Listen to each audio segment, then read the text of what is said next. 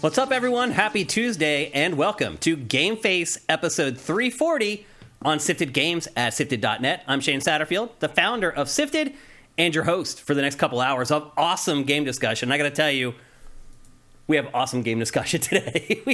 we have an episode packed with games today, Kyle. Mm-hmm. No small topics, none of that crap. We got games to talk about today and some big games. And the good news is, pretty much from here on out for the next couple months, we have at least one big game to talk about every week on the show. Pretty close. Pretty much. After the dry week of April, it really was feast or famine this month, Matt, where it's like we had nothing pretty much all month, and then finally... We had Everspace 2. That was pretty big. I mean, you're right. There's a couple of smaller things that we discovered, but as far as big games that get people excited, they all kind of came in the last week of the month. Now, you may be wondering, are we going to talk about Star Wars Jedi Survivor today? We are not. The embargo for that lifts tomorrow. So we'll be talking about that in next week's episode, which actually will give Matt a chance to play through most of the game. It'll be better for our discussions as well. But still, we have 5 big games in today's episode of GameFace. Matt, how has your week been? Playing a lot of games, I'm assuming. Yeah. It's not amazing in that regard. It's just like, there's a lot of stuff and you can't focus on anything. And some of the games I really didn't enjoy. So that makes for a good episode of GameFace. I played a ton of games. I'm literally I was up till we're not talking about my least favorite this week. Yeah. So. I was up till 3 a.m. last night. I was trying to finish one of the games for today's episode, and I did not quite make it. But I am pretty much at the end, which is a good thing for our discussion. Let's see, housekeeping. I don't want to make it too long this week because obviously we have a bunch of games to talk about, and those tend to go a little bit longer in the grand scheme of GameFace. First up, though, one thing of note for the website, for those of you who use the site, and you all should be, at Sifted.net, we are no longer able to share links on Sifted via Twitter. So if you're a Sifted user and you see something that you like on the website and you use one of the buttons to share something to Twitter, to your Twitter account, you can't do that anymore because Twitter has decided to charge everyone to access its API, something that has never happened in the history of the internet, that a company would charge you to use its API, which is just insane. And we're not alone. You can choose to pay if you want to, but a lot of big guys and smaller guys like us are choosing not to. We're not going to pay. We can't afford to pay. But even Microsoft and Xbox was like, you know what? You can't share stuff to Twitter anymore from your Xbox. Mm-hmm. They're not going to pay it. Why would they? Yeah, why would anybody? Musk is a fucking idiot. The desperation and the driving into the ground of all these weird ways to try and nickel and dime people to figure. He's going to accidentally work his way around, if he ever manages. He's going to accidentally work his way around all the exact same policies Twitter had when he bought it. You're going to come right back to because it was a bunch of business people making those decisions. No one was trying to censor anything. No one was trying to limit anything. No one was trying to manipulate anything. They were trying to make money. Business. Yeah.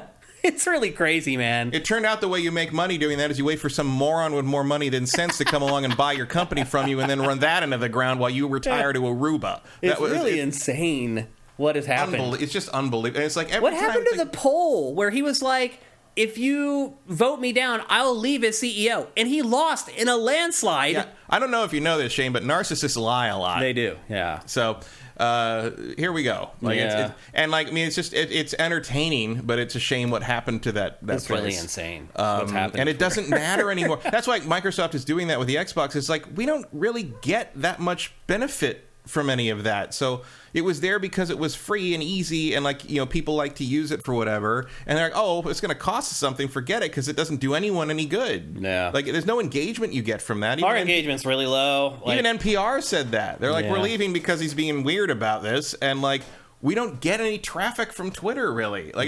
It's not a useful tool in that regard, and it's not anything any of those major companies are going to want to pay for. It's been crazy what's happened to Twitter. I just don't even use it anymore. We use it for to alert you guys that our stream starts, so that we put up a new episode of something for our patrons, and that's pretty much it. I tweet once a month now, Matt. Maybe once a month. So. Yeah, I don't do that too much. The use of Twitter at this point is just amazing takes on things. I saw one. I gotta pull the screenshot I took of it because every once in a while you see something. I'm like, I'm saving that one. Mm-hmm. This is. I want you to guess what movie this person is talking about. Okay. Did somebody else find this movie visually outstanding but bad plot-wise? I just think it's a bunch of random characters thrown together with barely any exposition about them, and I don't connect or empathize with anyone. It's obviously a Super Mario Brothers movie. No. Oh, it's not. It is animated, though. Is it something that just came out? No. Oh, then I wouldn't know. Princess Mononoke. Princess Mononoke. Now I know why you took a screenshot. Okay. Like, the replies to that weren't even angry. It was just desperate confusion.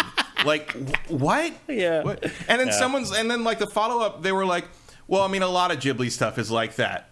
And just really for kids. And I was like, Grave of the Fireflies? Hello, like, what are you talking about? Like, Yeah. it's just the most amazing thing about Twitter, and I suppose the internet in general, is that I would never know that someone Right. believes something that batshit crazy. Well, now you can pay $8 a month to make sure that your reply is the first reply in every Twitter thread. Right. But even that's not working. There's a whole thing where like Elon saying like, oh, the algorithm's putting you to the top now, and all these people with like tens of thousands of followers and their stupid blue check are like, I just made a post and it got 15 likes. Something's not working. It's like maybe only 15 people like the stupid thing you said. Have you ever considered that? It's like, well, the end result is that for now you cannot share things to Twitter from Sifted. Now we're actually not going to change the coding of the website because I have a feeling he is going to change his mind in like 10 days and it's going to go right back to the way it was because he does this stuff. He realizes it was an idiotic idea because he gets data on it and then he changes his mind. So we're not going to change anything on our back end, but just know as for right now, you cannot share anything to Twitter on Sifted. As far as game-related housekeeping, there's been a lot this week, but we need to get through it pretty quickly. Undoubtedly, the biggest story this week, just kind of off the cuff randomly, is this game called Unrecord, Matt.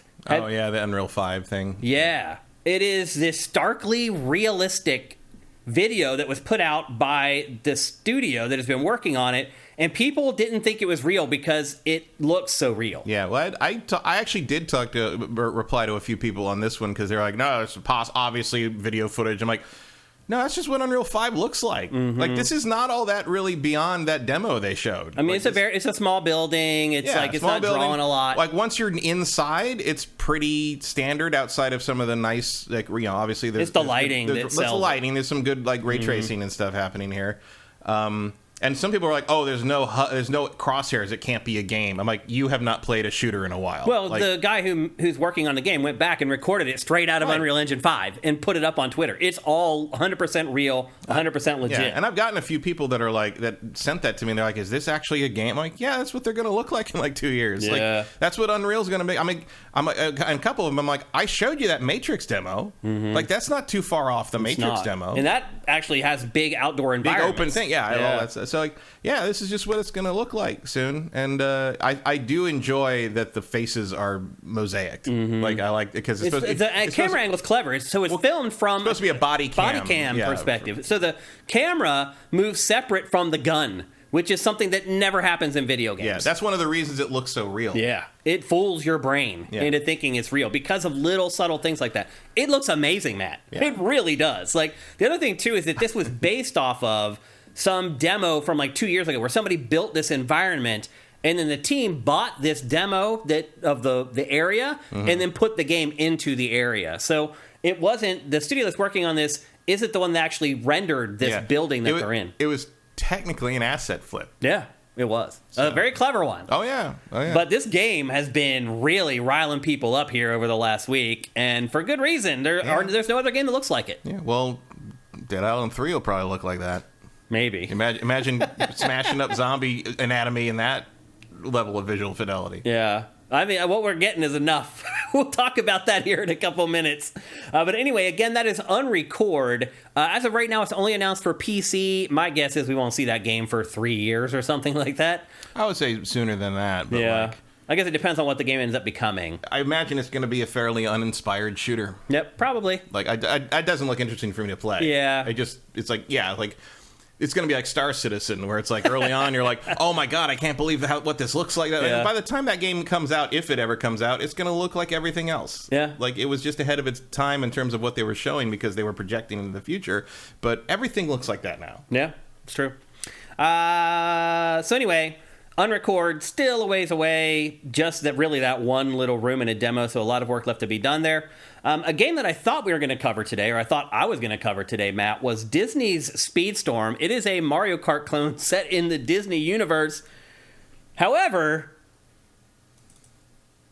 it's supposed to be free to play, and it's not. Where did you get that it's supposed to be free to play? It is free to play.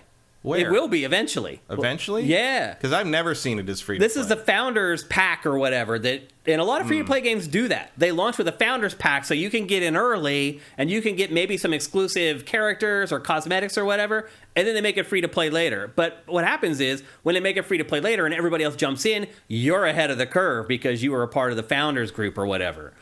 So I went to check this out. It's $30. Yep. The cheapest version. There's three Founders the cheapest Packs. way in is $30.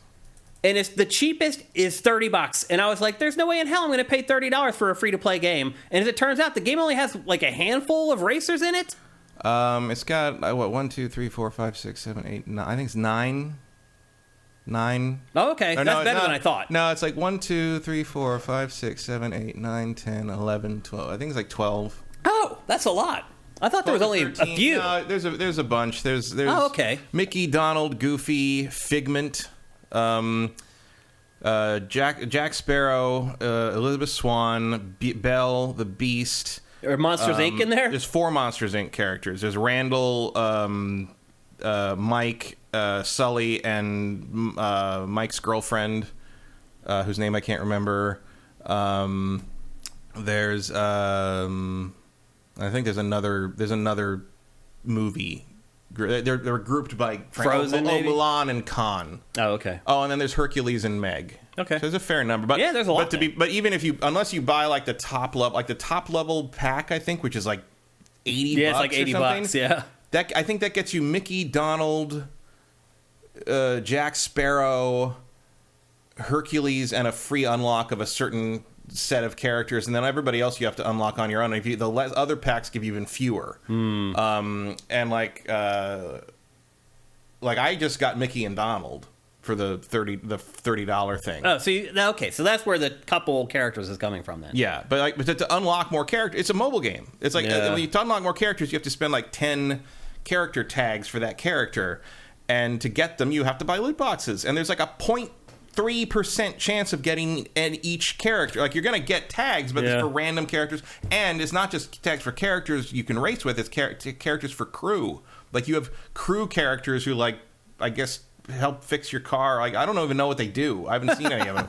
But, like, it would take forever to get them. Like, it is like a microtransaction laden piece of shit from, like, 5 years ago. It's like, we don't do this anymore. Like, it's weird. And it's like, I have not played a game that felt this predatory off of my phone in a very long time. It's horrible.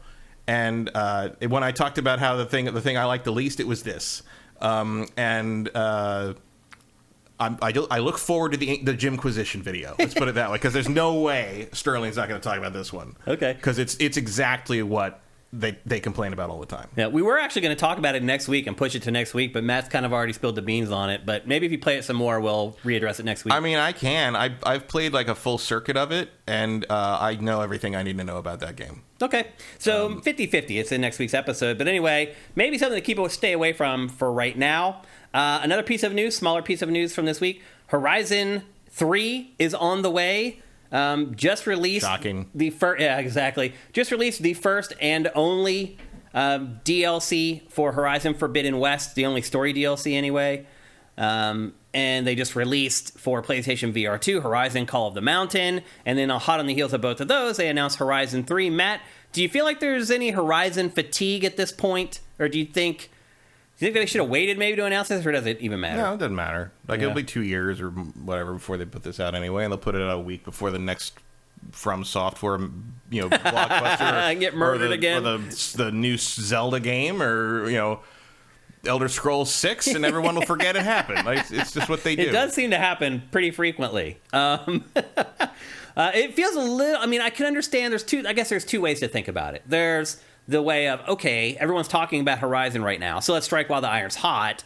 Or there's the perspective of, okay, we've been flooding the channels with Horizon stuff over the last, like, 4 or 5 months. People may be tuning it out right now. Maybe right now is not the perfect time to announce the new game. As long as people are paying attention because the DLC came out, just be like, yeah, we're doing another one. Mm-hmm. We'll see in a couple years. This is like, they're going to run silent now for a long time. So, the people who care now know that 3's coming, and the people who don't care or are more casual about it will find out when the ads appear on the buses. Yeah. That's all there is to it. Are you excited for Horizon 3? I mean, yeah, I'll play. I'm into it. I like these games a lot. I can kind of see where you'd go. I still haven't finished the damn game. They set up the third game at the end. Yeah. But, like, you can see where they're going to take it. You can. Yep. I'm pretty excited for it, but you're right. It'll show up in 2 or 3 years, and by then I'll be ready for another game. It just seemed like an odd time to me, at least anyway, for them to announce the next one. But you're right, it doesn't matter that much. Makes sense when you close this out, put the last DLC out. Yeah, okay, there's more coming, because otherwise you just got people asking for the next year and a half, like, what are you doing? Where's there Horizon 3? Is there Horizon 3? Are you doing a new game? And so they're saying, yeah, we're good. Yeah. Another smaller story from this week, and finally, Matt, our chance. Actually, I'm jumping ahead a minute. Another PlayStation story from this week. PlayStation bought yet another studio, Matt, called Firewalk Studios. It was working on a big-budget multiplayer game, one of those 15 games as a service that PlayStation has talked about. It's supposed to come out in the next 18 months or whatever. I still don't see that happening, by the way. But apparently, a lot like Jade Raymond's studio, it appears that Firewalk worked on something for a while, impressed PlayStation enough that PlayStation then decided to buy the studio, much like they did Jade Studio. That's probably a pretty smart tactic to use if your PlayStation is, okay, we'll partially fund some of this stuff, we'll get you started, we'll see how good you are, and then if you turn out something that we're impressed with, then perhaps we'll buy you. That seems to be a pretty smart strategy. Yeah, I mean, I don't actually know who this Firewalk Studios is, but clearly they got something that Sony wants to integrate with its other things. Mm-hmm. Yep. So anyway, PlayStation bought them. I don't think the financial terms were released. I didn't see anything. As far as the dollars that are concerned. And again, another smart tactic is getting these studios before they break good. Before they release something that's really amazing, and all these other publishers suddenly are competition to snatch them up. So I think the way PlayStation is kind of working its behind-the-scenes ecosystem for its studios, I think it's pretty smart. Hopefully it bears fruit that we all want to eat. And now, Matt, it is finally our turn to gloat, because way back when, I guess it was 2020, when Epic sued Apple for the 30% cut on the App Store, you and I were steadfast saying there is no way Epic will ever win. This is an open and shut case. Apple will win in a landslide. It's not even going to be close. And then we had Pactor, who told us we were crazy and that Epic is absolutely going to win. Nope. And we were right. And they lost, and then they appealed, and now they lost again. And so I just want to let you know that I waited to gloat over this because of appeals. Yeah. So back in 2021, Apple won the initial lawsuit, but Epic appealed. And I was like, okay, we're not going to say anything about it until the appeals go through. This week, the appeals went through, and Apple won again, and now it's done. Mm-hmm. Apple has won. There will be no more appeals. In fact, Mr. Sweeney from Epic has now approached Apple asking to get back on the App Store at the 30% cut. Right. The same week, he tweeted this inane thing about how people who don't like paying $8 for blue checks are the real elitists. Yeah. Which Cliff Blazinski even had to be like, dude, I love you, but you're out of your mind right now. Well, then he ended up following it up with like 50 tweets trying to explain himself, and it never got better. Like, I'm just like, you're like, every once in a while you're going to run into someone who's so rich they haven't like been to a grocery store in like years, and you're like, dude, you need to go outside. You need to go outside. That is literally what touch grass means. It is. Like, Tim Sweeney needs to touch grass. He basically said that like the people who don't want to pay are the people who bullied him in middle school. I'm like, what are you? And Cliff was like, dude, I got bullied. He's like, he said, Mark, like from Epic. He's like, I'm going to quote what he told me when I was younger and complaining about all the people who beat me up. And he's like, dude, you won. Yeah, you made it. You're good. Tim Sweeney won. Let it go. He won. Of course he won. Let it go. He's worth like $5 billion. And you're still worried about that. It's like, and like the thing that I don't get is like, do you? Like, the blue check was important or, like, desirable because you had to get it by earning it and, like, applying for it and, like, proving you were a notable person. And that now it just means you paid $8. $8, yeah. It's about as prestigious as having an Xbox Live account. Like, it doesn't mean anything anymore. Yeah, like, you're what right. are you talking about? I know, it's weird. So anyway, Matt How does and the I... man who built the Unreal Engine not understand this? Yeah. I don't get it. Well, I'm going to give Matt and I a round of applause because we were right about this all along. From day 1, we said Apple would win. From day 20, we said Apple would. From day 500, and here we are at day 700, and we were right. And we don't gloat very often, but we're going to gloat over There that. was no way you were going to win a lawsuit saying you have to give us a bigger cut of this thing from this thing you completely own. That you built. Yeah. Like, your option there is to either be part of it or turn not. the deal down. And That's now, it. And now he has to go crawling back. That's how business works. I'm sorry. Like, I'm not saying it's fair, but that's how it works. Yeah. Now he's crawling back, begging for that 30% cut. Unless you can find a way to, like, get all the other multi-billion-dollar game engine makers to unionize as corporations, you're not going to be able to leverage Apple on that one. Yeah. And the funny part is Apple said no. Yeah. Because they're afraid. They don't want to let him back on, because if he comes back on and he starts doing business again, he could sue him again. Yeah. They're afraid that he'll find some other angle to sue because him. the appeal wasn't with prejudice. Yeah, So- they're like, look, we don't want your 30% if it's going to result in some dumbass lawsuit It's like, again. we're Apple. We're fine. Yeah. We're good. It's funny. But anyway, we were right about that one all along. And we're right about a lot of stuff that we don't bring up later on. I'll just lay that out there anyway, that a lot of other people get wrong. Another kind of cool story from this week is a new Lego set was announced this week for Sonic the Hedgehog. Matt, any 4 interest of in them. this? 4 sets, yeah. No. You have no interest in this? No. Really? I mean, it looks cool, but I don't really get Lego much anymore. Are you done with Lego at I don't this have point? room. Yeah. There's no room.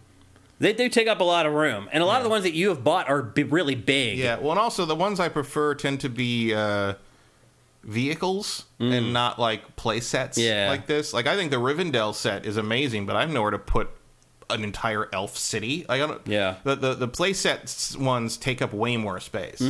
And like, so I have a couple. I have X-wings and TIE fighters and stuff sitting around. But like, yeah, this is, and also, and these video games, even the Mario ones too. Like, they're just kind of random pieces that you lay out like a play. I don't have anywhere to put that. Yeah. Like, They're also really expensive. Yeah, like, oh, that's the other. I mean, these, what it's doing here is really cool. But like, if I was like 8, I would be. I'd be all super over into this. Yeah. But it's just begging not my parents for it. It's just not my version of the Lego brand right now. Yeah. It's cool they're doing more. They look better than the Mario ones to me. The Mario ones have the kind of the digital interaction thing, but this feels like it captures the Sonic thing better than the Mario sets capture the Mario thing. Yep. Swan Senpai says the kids were excited, and then we saw the prices. The prices Lego's are amazing. They're ridiculous. I mean, I got the last Lego thing I got was the collector series AT-AT from my birthday last year from my mom, and I think that was like $600. They're just plastic.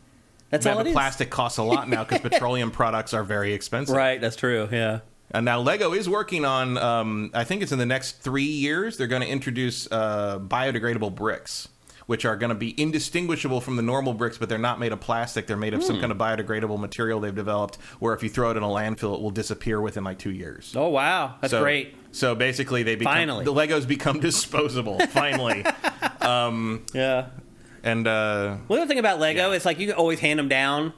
Like, very few people throw away Lego. Yeah, Legos are kind of forever. Yeah, it's not like they actually do end up in a landfill. And even if, like, if the kid you want to give them to, even if somebody's kid, like, doesn't care about, like, the Star Wars or the Lord of the Rings, it's just Legos. Yeah. It's just Lego you bricks. can build whatever you want. They can do whatever they want with them. Like, absolutely. It's great. Yep. Let's see, another small story. Lots of them. This is something maybe it might interest you, Matt. Oh, yeah, Eric Cartman, I did get Optimus Prime. I forgot about that. I did get that more recently than the AT-AT. Oh, okay. I just haven't put them together. Oh, okay. You haven't seen that. I'm like, wait a minute, where's he That at? is still in its box, sitting on top of the AT-AT in my office. Okay. Another smaller story that, Matt, you may be interested in. I want to get your take on this. It was announced this week that they are working on Call of Duty, the board game. And when I say working on it, what I really mean is that it's going to Kickstarter. Yeah, that's what board games do. I get that, but that to me seems really weird because, again, look at the beginning of this. What does that say? Activision. It just seems weird to me that a company as big as Activision is like begging for donations. It's not. It's not weird at all. Okay, explain it. Because it's basically board games use these as a pre-order system, basically, because there's no other way to really do that in board games. And the big thing here is they don't need the money up front for that. The thing is, doing a Kickstarter or a GameFound or whatever kind of crowdfunding campaign you want to call it, whatever you're using, whatever service you're using for a board game, this is how board game people find out the game exists. Okay. The campaign is how you get the hype out. The campaign is how anyone knows a board game happens anymore, unless it's from like one of like two big board game manufacturers that just have like Fantasy Flight Games has the reach to just announce something and everybody talks about it. This is how board game hype. This is like there's a I mean, it's not a perfect analogy, but think of Kickstarter as like a weird version of E3. Okay. Like back in like 2004. Like this is how you get the word out that a Call of Duty board game is happening. Interesting. And yeah, you might make because the other thing is these things are so expensive to produce and take so long to manufacture and so long to ship. I'm talking months. Yeah. Like there's a game called Heat: Pedal to the Metal that was it's a car racing game, like a kind of a classic Grand Prix sort of racing thing, and it came out in November and it blew up. It's by Worlds of Wonder, a big company. They make like Memoir 44 and some games you probably heard of. But so they're not small, but they made it and it caught fire. Like it's a good game and it got great reviews from like the niche sites, and everybody wanted it, so they sold out in 3 days. It still hasn't been reprinted because it takes so long to put the order in, figure out demand, get the factory time, get it shipped over, get it sorted, get it to the different countries, ship it all out to retail, get it to and like it might the second printing might make it at the end of June at this point. And but nobody even really knows. So what happens here with this stuff, this way everyone who wants one has a month to get a pre-order in, and they'll get their game when it ships, and they may usually make extras and like it kind of sucks that you have to buy it before there's reviews for it. But it's just like it's such a high risk thing. And yes, you're right. Activision technically could probably front the money, but that's just not how the board game world works. That's so weird. It is weird. I mean, will this make you like? I would think you generally wouldn't give a crap about Call of Duty anything, but are you kind of interested in this because it's a board game? Well, I'd have to see what kind of game it is. Yeah. And it doesn't. I don't know what that is. Yeah. Like, I'll tell you what. So I did get a video game-based board game this week, which I backed on Kickstarter like almost 2 years ago and forgot, and then it shipped. I'm like, what is this 40-pound box coming? It was Monster Hunter. Oh. Which is it good? I haven't played it yet, okay. but like, it's 40 pounds of monster miniatures. I should have got some and put them. There's a dragon. It's like this. Oh big. Wow. But basically, that's what's called a boss battler. So basically, it's like Monster Hunter. Yeah. So like, I remember when I originally ordered, I didn't know much about board games yet. I was like, oh, I know that IP. I don't like the games very much, but if I don't have to struggle with the stupid controls, maybe I will like it. Right. So I ordered it and I forgot about it, and then it showed up, and I'm like, oh, I don't have room for this. I don't know what I was thinking when I did this. It looks very cool, but I don't know if I'll keep it. But so that happens. And actually, one of the games that one of the most highly rated board games last year was Sniper Elite. Okay, so sometimes concepts will transcend. Yeah. Okay. I don't know what kind of game Call of Duty is. I would imagine it's some kind of like squad based. Like there are games like that. But it kind of depends what type it is. I'm sure it won't really be the same thing it won't be the same experience as playing a first-person shooter, because board games by definition are not that. But I'll look at it. I can't imagine it has the amount of like part of the appeal of Monster Hunter is like, oh, giant dragon monster thing. That's cool. But like, and I have one in for the Witcher board game, which is still in manufacture and things like that. So it happens. It's just there's Elder Scrolls board game just finished a Kickstarter by a really good company. I didn't back it because like all their games are kind of the same, and I don't need an Elder Scrolls version. But there's also a Skyrim one that just came out about 2 months ago.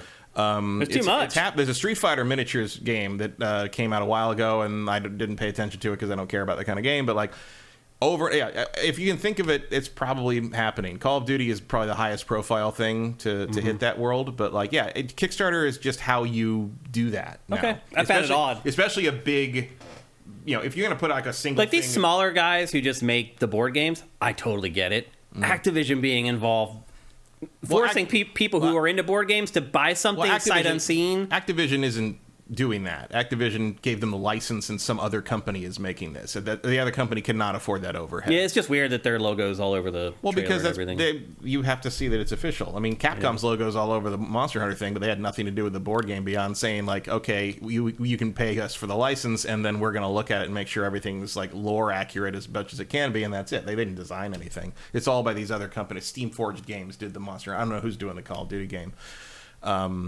Steamforged also did the Dark Souls games. There was an Elden Ring game that had a successful Kickstarter a few weeks ago. There's a Bloodborne game that actually everybody likes a lot. How do people have time to play all these things? A lot of people don't play video games and play these instead. Oh, like this is sort of the way they go with it. And also some people, a lot of these, so the games that end up on Kickstarter, sometimes you get smaller things that are like a quick thing, but these things were like, I guarantee you the Call of Duty things, I'm like, oh, it's like $80 for the core game. But if you want the soap expansion, it's another $30. And then there's the the Pripyat expansion where you can fight in Chernobyl, and this is going to be $40. And like if you go all in, it's only $700 instead of $800, and that kind of thing, right? Yep.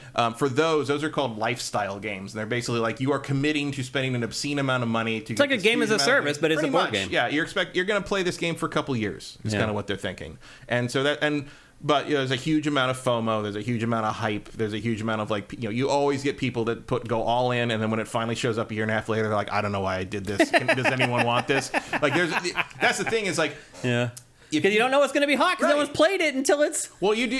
I mean, they have it all designed and ready, and there are videos about here's how you play it, and here's a prototype, and we're going to show you how it all works. Like, you know what you're buying when you do it. And, generally you do get a good idea of what it is, because, like, here's the thing that I've learned about board games is there's like 9 genres of like base genres of board game, and we can't go too deep here. No, Matt. We gotta but you really only need. It's not like video games because like every first person shooter kind of gives you a different experience, because you're in different worlds.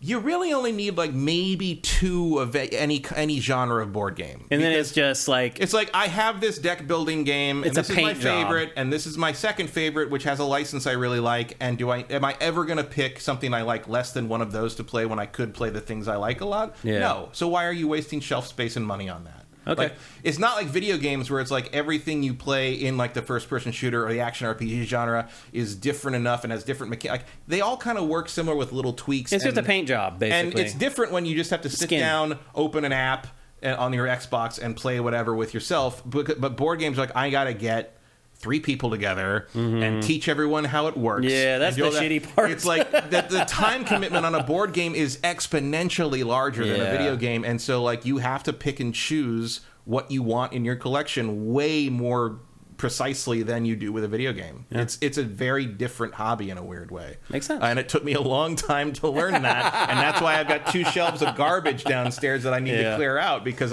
there's a bunch of games down there that I'm like, I'm never going to touch that again, because now I know I don't need 4 games like that. I just need 1. Yeah.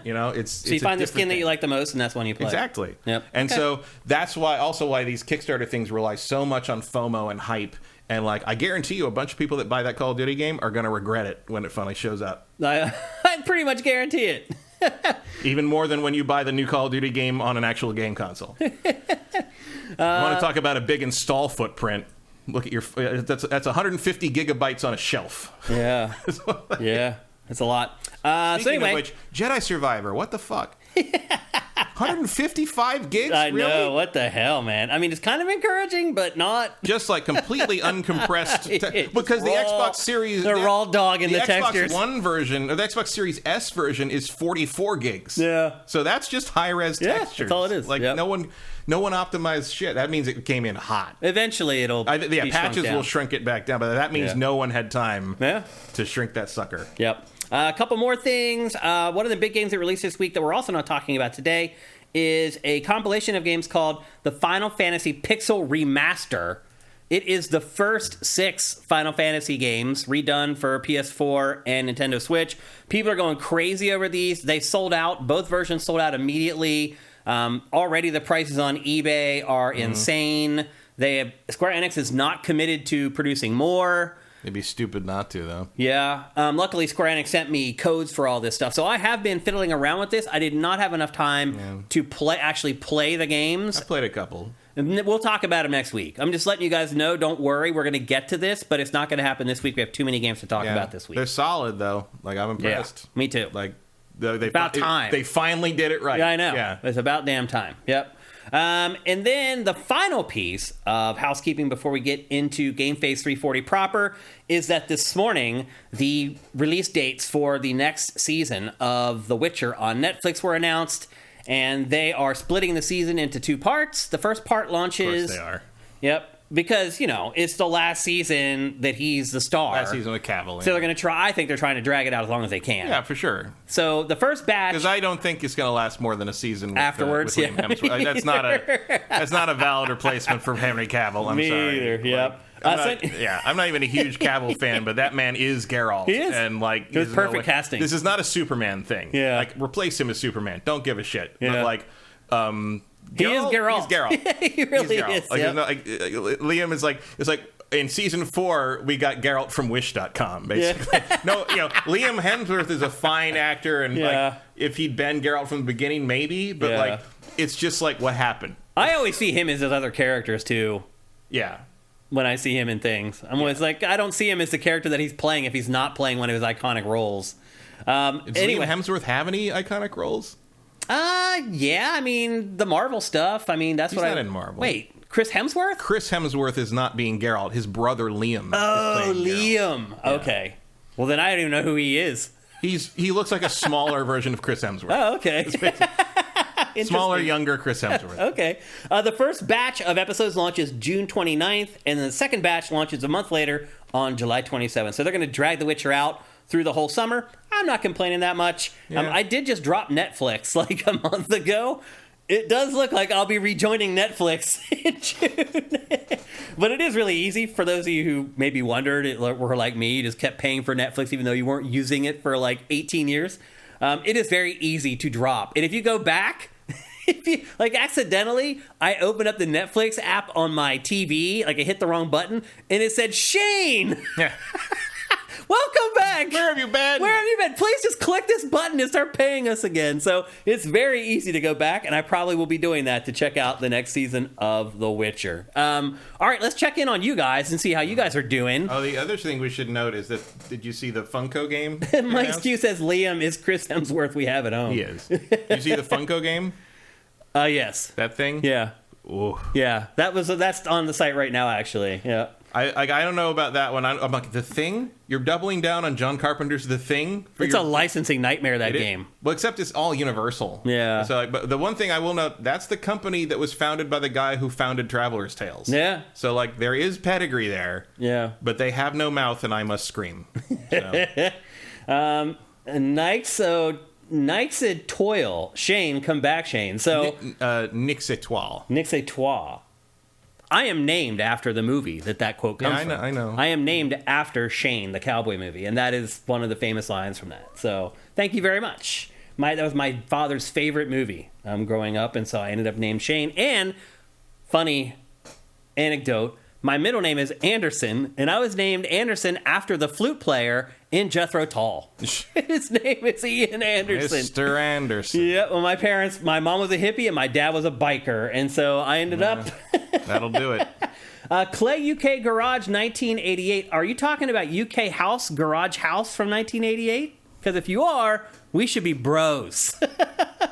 I still play old UK Garage from the late 80s, early 90s. Anyway, Shane, I'm trying to donate through PayPal, but it keeps having the waiting icon. Either way, I want to say I love your journalism and how you and Matt don't take gaming too seriously, unlike many do, and y'all just laugh everything silly happening is gaming off. It's so refreshing. Thank you. I really appreciate that. Thank you for your support throughout the years.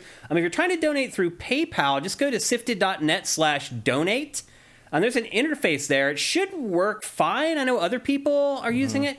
Clay UK saying, yes, it is UK Garage House. Yo, bro, we should be buds. That's all I got to say. Send me a DM on Twitter at Dinfire. Let's link up, man, because I'm all about it. Anyway, thank you for trying to donate. We literally just got a donation yesterday through that same interface. So I think it's working. Sometimes PayPal just hangs on things anyway. So but it is sifted.net/donate. If any of you guys want to send us a donation, a thank you or whatever, that's a great place to do it. Yeah, my dad's favorite movie was Giant.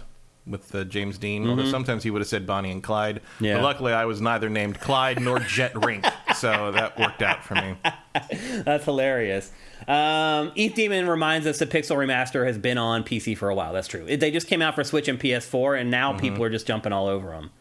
Yeah, the big thing, like as you said about the selling out, like obviously there was no physical copy of the PC versions. Yeah. People want physical copies of these things. Yep. Eric Cartmena says you should sell all your old games to sifters. Maybe we'll think about it. You can use Sifted as a vehicle to promote it if you sell them on eBay or whatever. Yeah, what I'm probably going to do is I'm going to go to local game stores and see if they want them. Oh, okay. Because most of them are not worth anything. It's like, do I want to go through the trouble of selling a game on eBay I'm going to get like $20 for? Not really, but like maybe if a game store around here wants to have it in their kind of, because a lot of game stores have places where you can just rent space and play out of their library. Yeah. Like, here, you can put it in a library. They're in good shape. I keep stuff in good shape. Yeah. Rosencrantz is talking about the Call of Duty board game. Think about the kill streak, Shane. I don't even know how they're going to do kill streaks in a board game. I'm sure you'll have some kind of thing you fill up and then you can play. They'll figure it out. Yeah. They'll all be in there. They do a good job. You'd be shocked at how... how much Monster Hunter reflects all the stuff you can actually do in the game. Yeah. Right down to crafting all the stuff and breaking parts off the monsters and all that. It's like, it's all there. It's really all there. What is Final Girl? Everyone's talking about in chat. Final Girl is a single-player board game. Interesting. Where it's all based on old slasher movies. And it's all modular. So it has a core set, and then you buy... movie sets. So each set comes with a killer and a setting. So like there's a killer who's like kind of basically like Jason and Happy Trails Camp, which is like Camp Crystal Lake.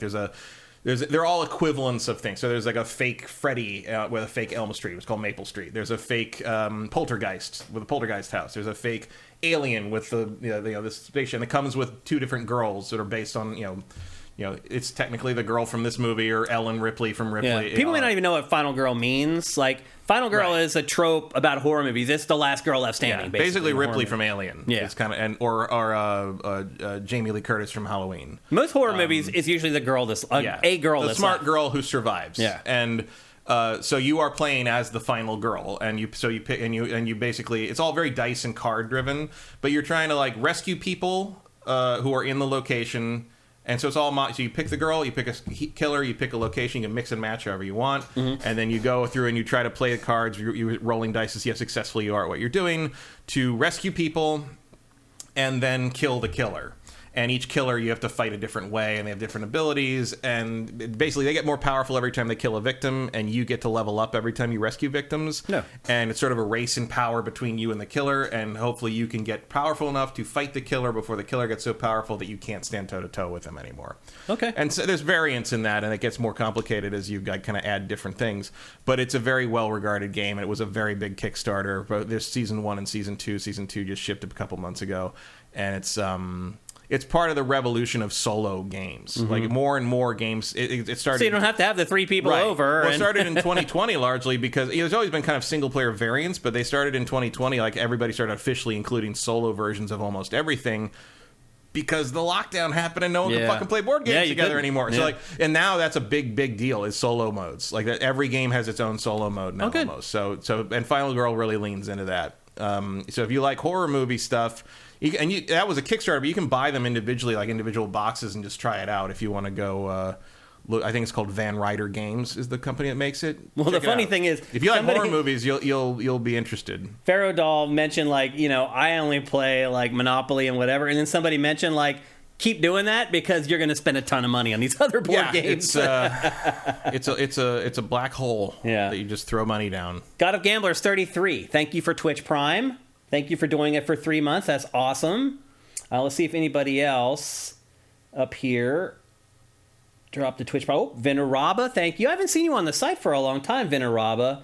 You were an OG stalwart, man. You were on the site all the time when it first launched. I don't see you around much anymore. I hope you're doing okay. Glottis21, thank you for Twitch Prime.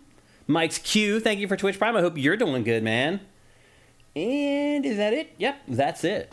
And with that, I think we're ready to kick off GameFace 340 proper. 45 minutes later. What'd you say? 45 minutes later. But Matt, that's good, dude. Usually we're like almost an hour. Oh yeah. Before we get to the real episode. All the little business adds up. Yep, it does. But little news items. Yep. But before we get going, here's a word from our awesome sponsor.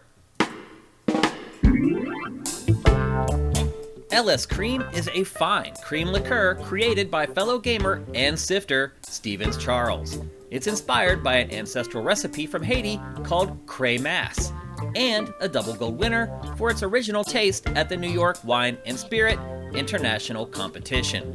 LS Cream can be enjoyed on the rocks or as a mixer for drinks with its rich blend of fresh cream and neutral grain spirits with notes of coconut, vanilla, cinnamon, and nutmeg. It's great in coffee or to make espresso martinis. To learn more, discover amazing drink recipes, or to track down your own bottle using a handy store locator, head to creamls.com. That's creamls.com.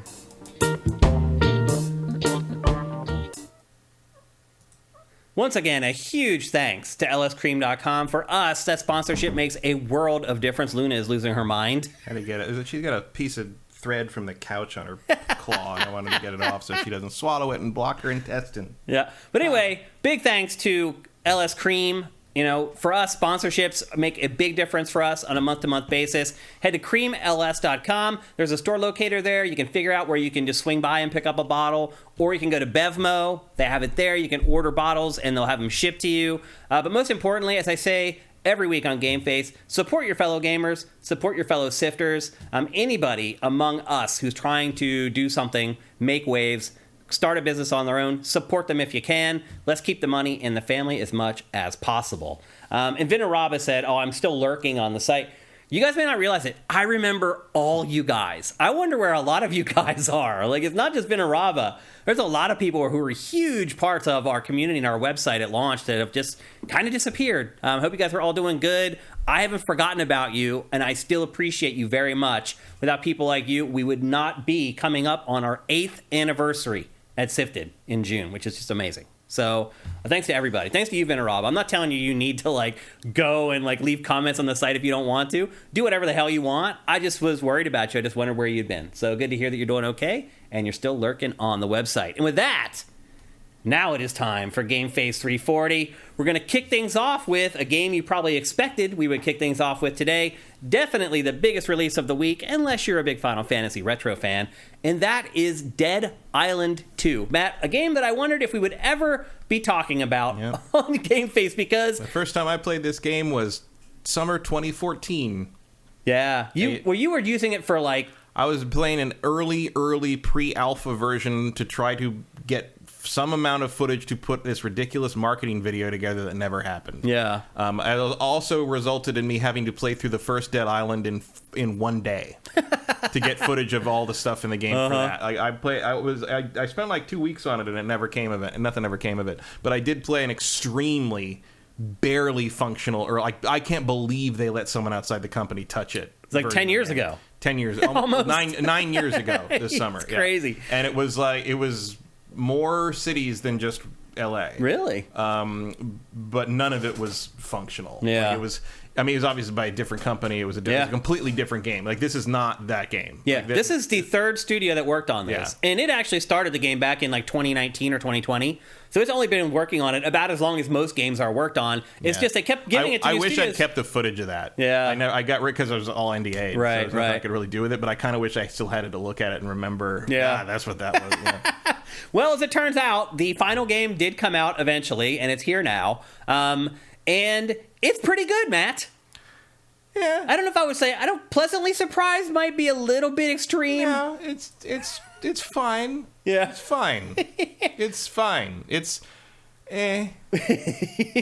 So the setup of the game is all hell is broken loose. There's a zombie apocalypse. You and a group of 5 other characters are on a plane. It is a direct sequel to the others. It is it is clearly continuing on from that.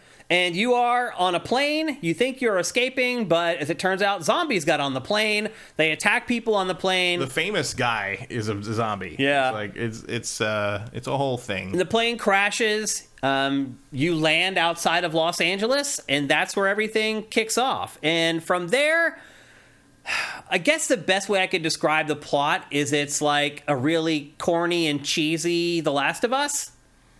Yeah. There's a zombie outbreak. Kinda. You are immune. Your task is to get across Los Angeles to a hospital where you can give your blood and they can test your blood and try to create a vaccine to stop the zombie outbreak. It's not like an escort thing. There's nobody along with you for the ride. I have no idea why that bus catches fire. Yeah, I don't either. The zombie just attacks him and it just bursts into flames. This game has a lot of stuff like that. Yeah. Where you do have to kind of turn your brain off to play this game a little bit, I think, anyway. So that is pretty much the crux of the plot. Now, along the way, you meet people, but not that many. I mean, that's really kind of the crazy part is like a lot of the characters that have been in the trailers or have been in early gameplay for this, they're kind of the only characters in the game. Yeah, there's a very limited cast despite how many people are in Los Angeles. I mean, not a lot of people survived. Really. Yeah, it's a plane crash or whatever. Most of LA is zombies now, so you're basically running into the people who managed to hole up and not get bitten. Yep. And so you don't meet a lot of other people. Like I'll say one thing. I did not play as many of the side quests as I wanted to. There's a ton. There's like 33 side quests in the game.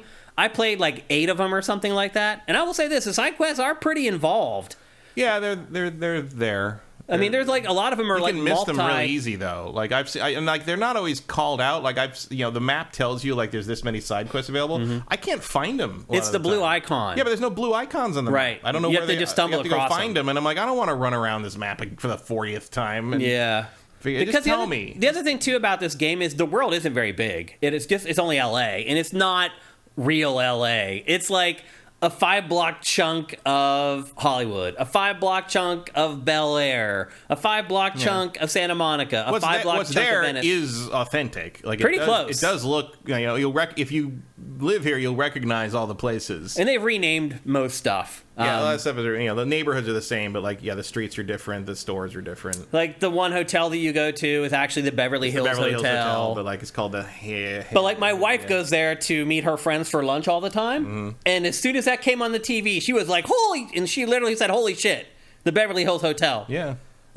So even she is not a big gamer, and she was kind of impressed with how accurate a lot of the representations of LA are. Yeah, that's actually one of the most compelling things in the game is living for in us LA. anyway. Living in LA and seeing all this kind of recreated. Yeah. There's an eeriness to it at times. Yeah. I will say I'm playing it on PC and it actually looks pretty good. This footage is PS5, by the way, for those of you wondering. Yeah, you max everything out, it runs rock solid 60. Like on mine, obviously it should, but doesn't always. I will say I am a little shocked at how clean this game is technically. Well, especially since some of the early reviews said that it had a lot of bugs. A lot of bugs. I've had no bugs. And it launched on 7 platforms. Yeah. This is not a huge dev, and they got this thing out pretty solid. The only bug I've had is that sometimes when I uppercut enemies with a weapon, they'll fly into the air. Yeah, sometimes like 20 feet into the air and land, but that's actually kind of fun and cool. Yeah, I don't mind that at all. They probably should have kept that in the game, honestly, on purpose. But anyway, so the world is not open. It's like these chunks of each area of LA, and then in between there's like these gates that you go through that load into the next section of the world. Overall, the world, if you collect all those chunks together, the world is still way smaller than most open world games. It's a little bit still like a game from like 2010, 2012 in some ways. Yeah, although I would argue that the combat in this doesn't really match the original game. There's a lot more strategy in I'd agree. how Dead Island 1's combat works with breaking this arm, and you can take the zombies apart in different ways, and in this you just do damage until they die. Yeah. And it's not as interesting. Yeah. That's part of my main criticism is that I have killed thousands of zombies in this game. Yeah, I can't even think of how many I've killed. I'm very tired of it at this point. And the thing, at this point, I'm really just going through to see the new locations because I live in LA and I want to see what all the locations look like. I want to see what Santa Monica looks like and all that. But in terms of I don't care what happens next. I don't care about I have killed the same zombie in the same outfit with the same face.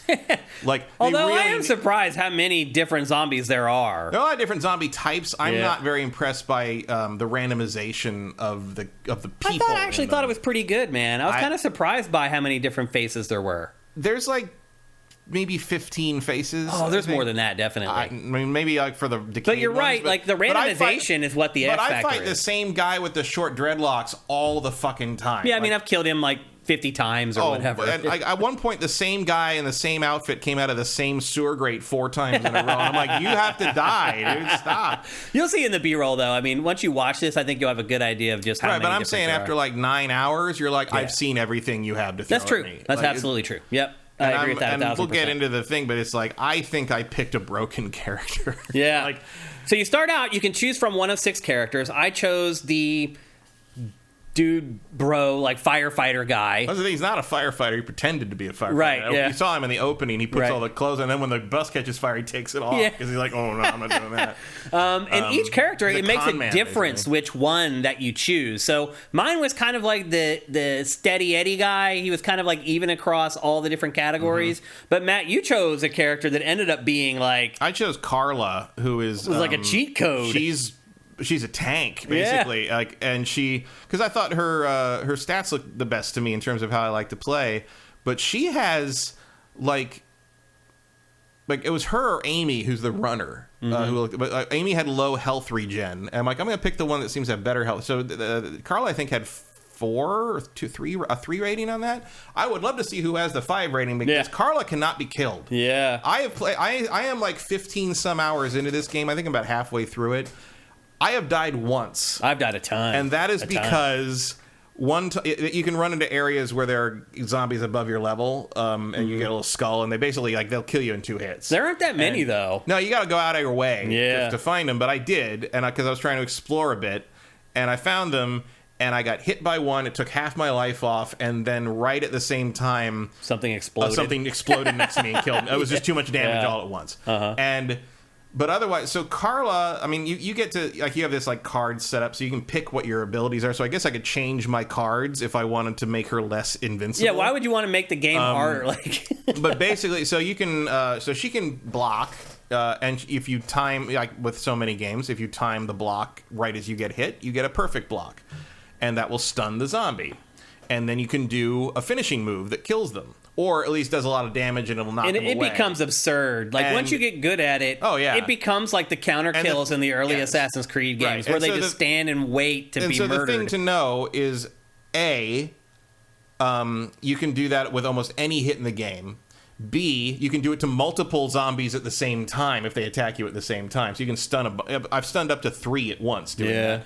And C, there's 2 more things. 3, you are completely invincible while you're doing your finisher. And 4, doing a finisher on a zombie does not use up weapon stamina. Degradation. The weapon does not degrade. Like, you can kill 1,000 guys that way and you will still have a full quality weapon.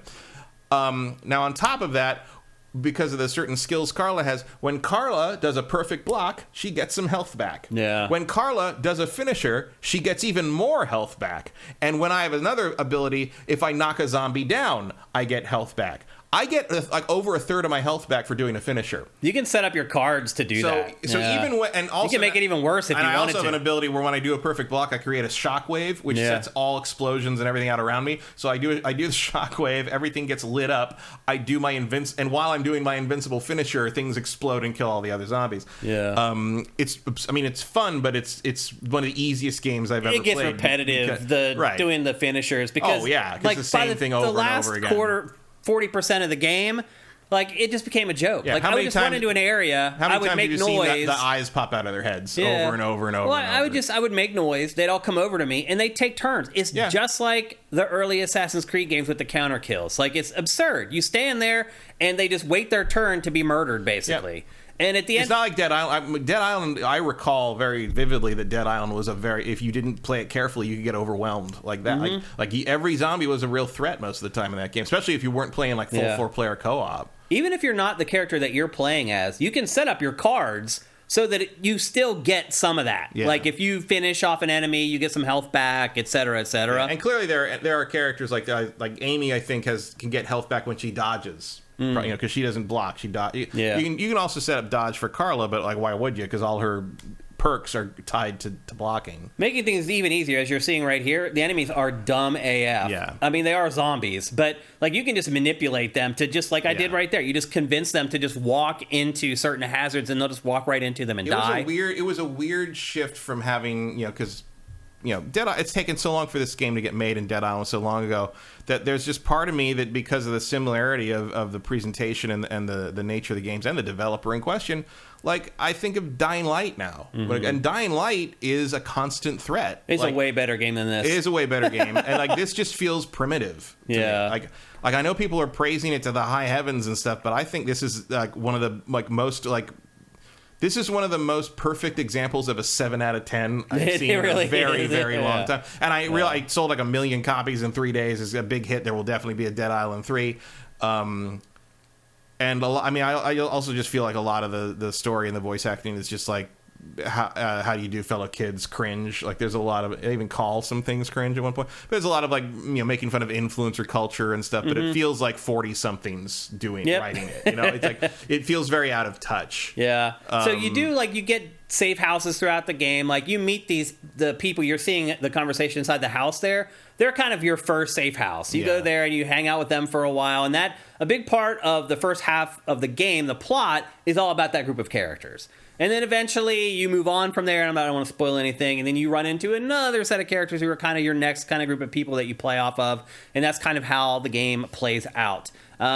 There are 24 main story quests in the game. As I said earlier, there's 33 side quests, and then towards the end of the game, you also get these other quests called Lost and Found, which is just a board with pictures of people on them who have gone missing.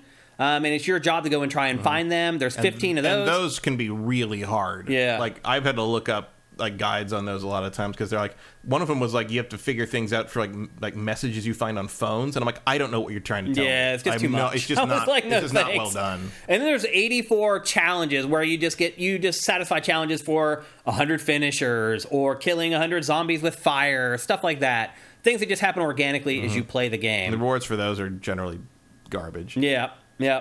And then as far as so I mentioned earlier that the world isn't that big.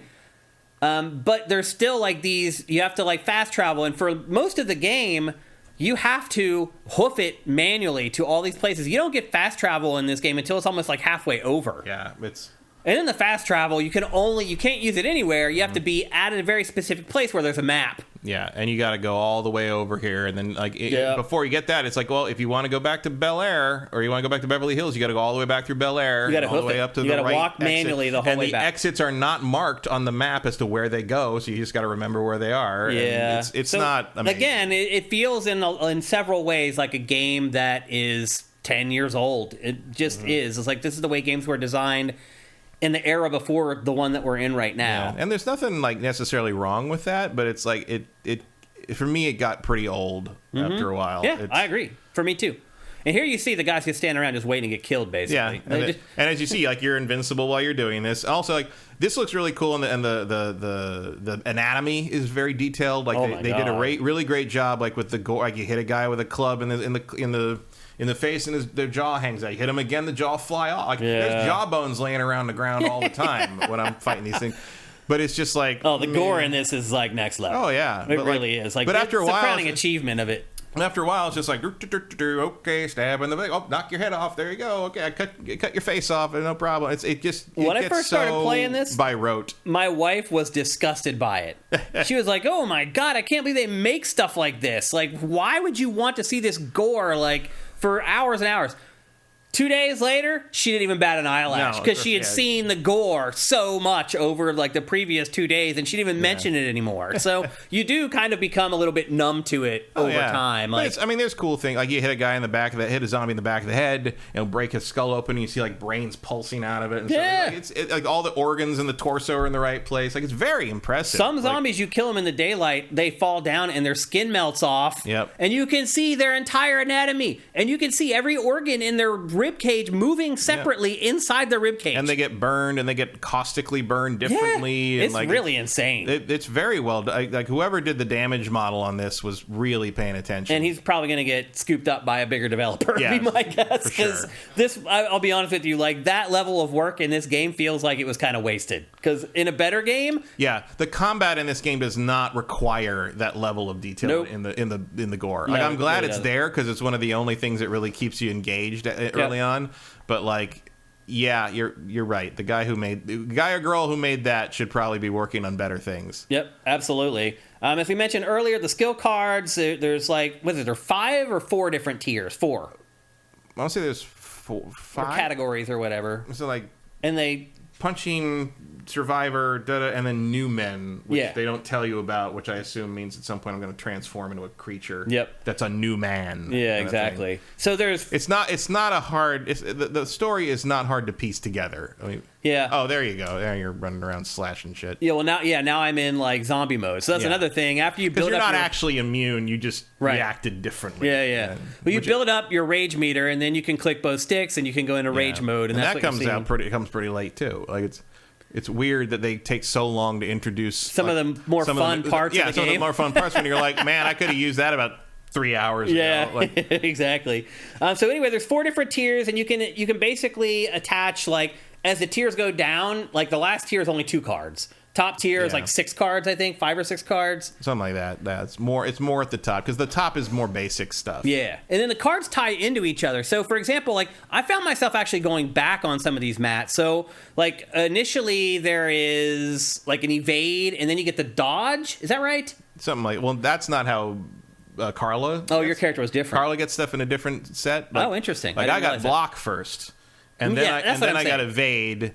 No, I got block and then dodge. Or dodge, yeah. And then evade was a different thing that I don't think Carla gets. She gets more block enhancements. I went back to block. I thought it was better to play the game. Block is better, yeah. Yeah. And then also, at first you get a drop kick. Literally like out of wrestling. You can run and drop kick an enemy. And then eventually later on, they give you the flying kick. The flying kick sucks compared to the drop kick. So I went back. Yeah, because the flying kick does more damage, but it doesn't send them flying. Right. And sending them flying is the whole point, because you knock other zombies down. Well, then you can get other cards that tie into the drop kick. It'll say, when you drop kick somebody, an explosion will happen. Right. And the system's really smart. It tells you, hey, you're using this card that isn't working with the rest of the cards right now. You should change it. So it's a really smart system that allows you to play however you want. But to Matt's point earlier, the game isn't exceedingly difficult to begin with.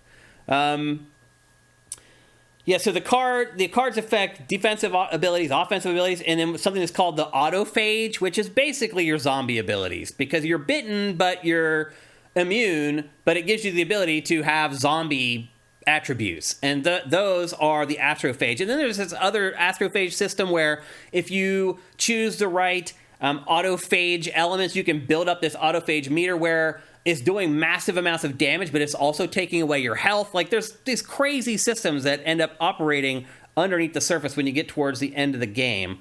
And then we talked a little bit about the elemental stuff. There's basically 3 elements in the game. There's corrosive, there's electricity, and there's fire. And then some of the enemies are aligned in those ways. So if they're aligned with fire, if you try to use fire on them, it doesn't work. So there's a little bit of, like, juggling that around. And when you're improving your weapons, at least for me, I always made sure that I had at least one good melee weapon from each of those 3.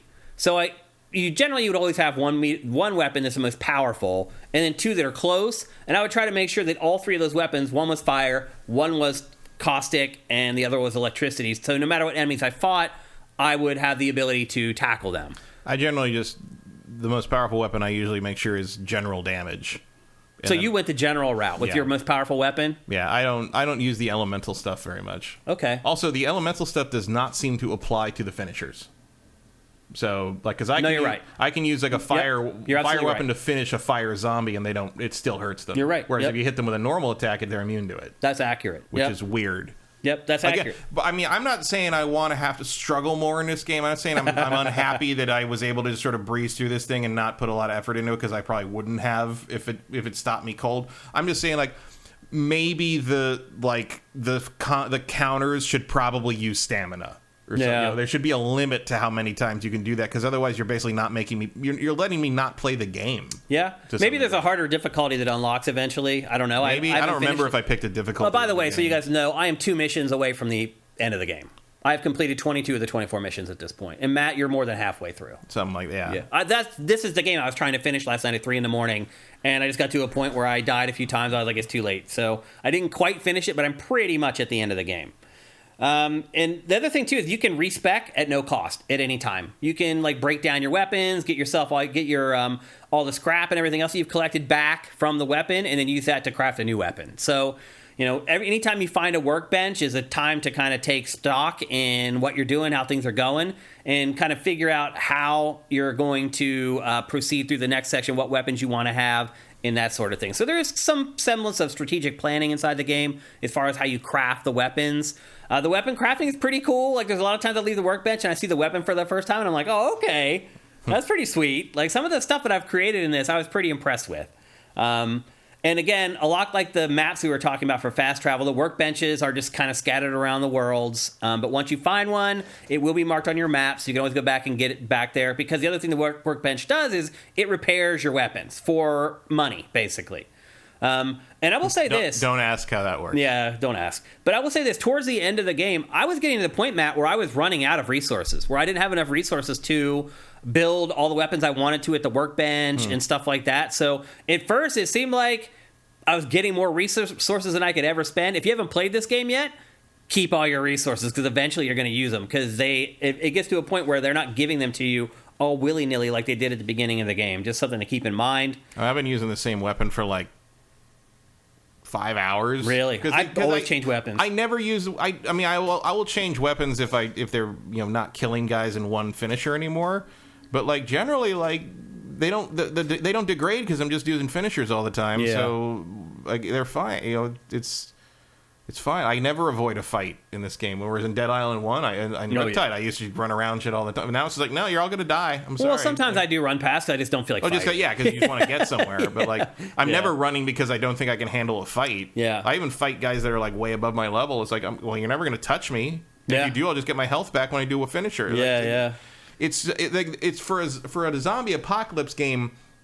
It's weirdly tensionless. Yeah. Like there's no horror. I mean, I died a bunch of times in this game. I chose a different character, and like, so there's points in the game where you'll activate something and it will just say kill them all, and basically you just get flooded, and it's like you're trying to survive. Like, I've died a ton of times in those. I've died a ton of times in boss fights, but fighting the rank and file guys just running around LA, no. Like, I never die from that stuff. You have to try to die. Some of the boss fights, but again, like, even when I get hit a lot in a boss fight, like, inevitably a boss will, at least after the first phase, will send regular zombies out, and that's when I get all my health back. I'll literally leave them alive while I fight the boss, so I can, if I need another little top up, I can just go finish some other guys. It's very weird. Yeah. And like, so yeah, I don't know. Like, the other thing that is weird to me is this game is very light, and there's a lot of like, oh, that was awesome. The world is ending, but everybody's really excited. It's like there's a lot of influence. It's like, oh, I got my camera on the roof, like, go kill those zombies with fire, and we'll blow up online and all that. And then you get back to like the main story stuff, and they're trying to like do like actual like heartfelt like monologues about loss. And I'm like, do you know what game you're in? Like, do you, like I was just throwing gas tanks at zombies and like blowing them up with like gasoline covered pool floaties, and now I'm supposed to sit here and act like we care that Michael had something bad happen to him. Like, it doesn't make any. It's the tone whiplash is astounding. But I mean, Dead Island's always kind of had that, where it's like you had those trailers, that trailer of the little girl, like in reverse on the first one, and then the game comes out and you're like, oh no, this is nothing like what nothing like that at all. Another thing that makes it easy too, Matt, is that when you die, sometimes they do kind of send you back a far ways, but it remembers every zombie that you've killed, except for those kill 'em all segments. And that's another reason why I've died in those kill 'em all segments, because if you die in the middle of those, you have to start them all over from killing zombie 1, but it remembers everything that you've used. So if you've used all your stuff, or if your best weapon is about to break, you have to start that thing over again with no health packs and no good weapon to use. And so you have to start using other parts of your arsenal. Like there's grenades that you can equip, and like you have to start using a lot of that stuff. They're called curveballs, but they're basically just grenades.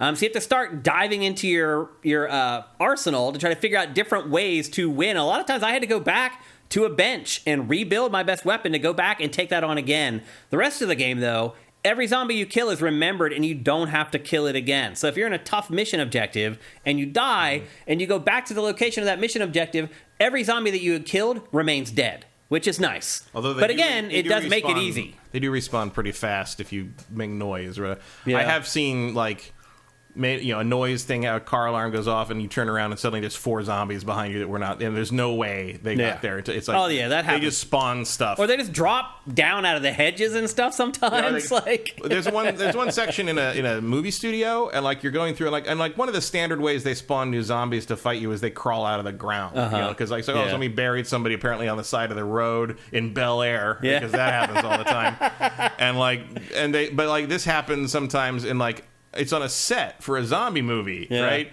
And I'm like, the dirt on a set is like an inch deep maximum. Yeah. There are no corpses under the set. I'm sorry, it's not a thing. But it's just that's that is registered as dirt to the game, and so a zombie can come out of it. Yeah. None of it makes any goddamn sense. Yeah. So on one hand, it's very bug free, surprisingly bug free. On the other hand, the design is sort of like, who cares? It's weird. Yep. So I've enjoyed my time with this. I don't regret it. One thing I'll say, Matt, is that this game is $70. It doesn't matter which version you buy. Yeah, last gen versions are $70 of this game. It's a bold strategy. That has only ever happened with Call of Duty so far. Most publishers are like, okay, you buy the PS5 or the Xbox Series version, that's $70. If you buy last gen, that's $60. That's not the case. This game is $70. Still, I don't feel like I was ripped off. I've already played this game for probably 25 hours. People are asking if we tried co-op. I did not. I did not play co-op in this at all, unfortunately. Sorry, Kevin. And Nightwing, actually. I forgot that co-op was even a thing. Which is weird because solo. Basically Dead Island 1 and Riptide were basically impossible solo. They were very hard games on your own. You needed another, because you supported the abilities you had also kind of complemented each other more, and nobody was a jack of all trades.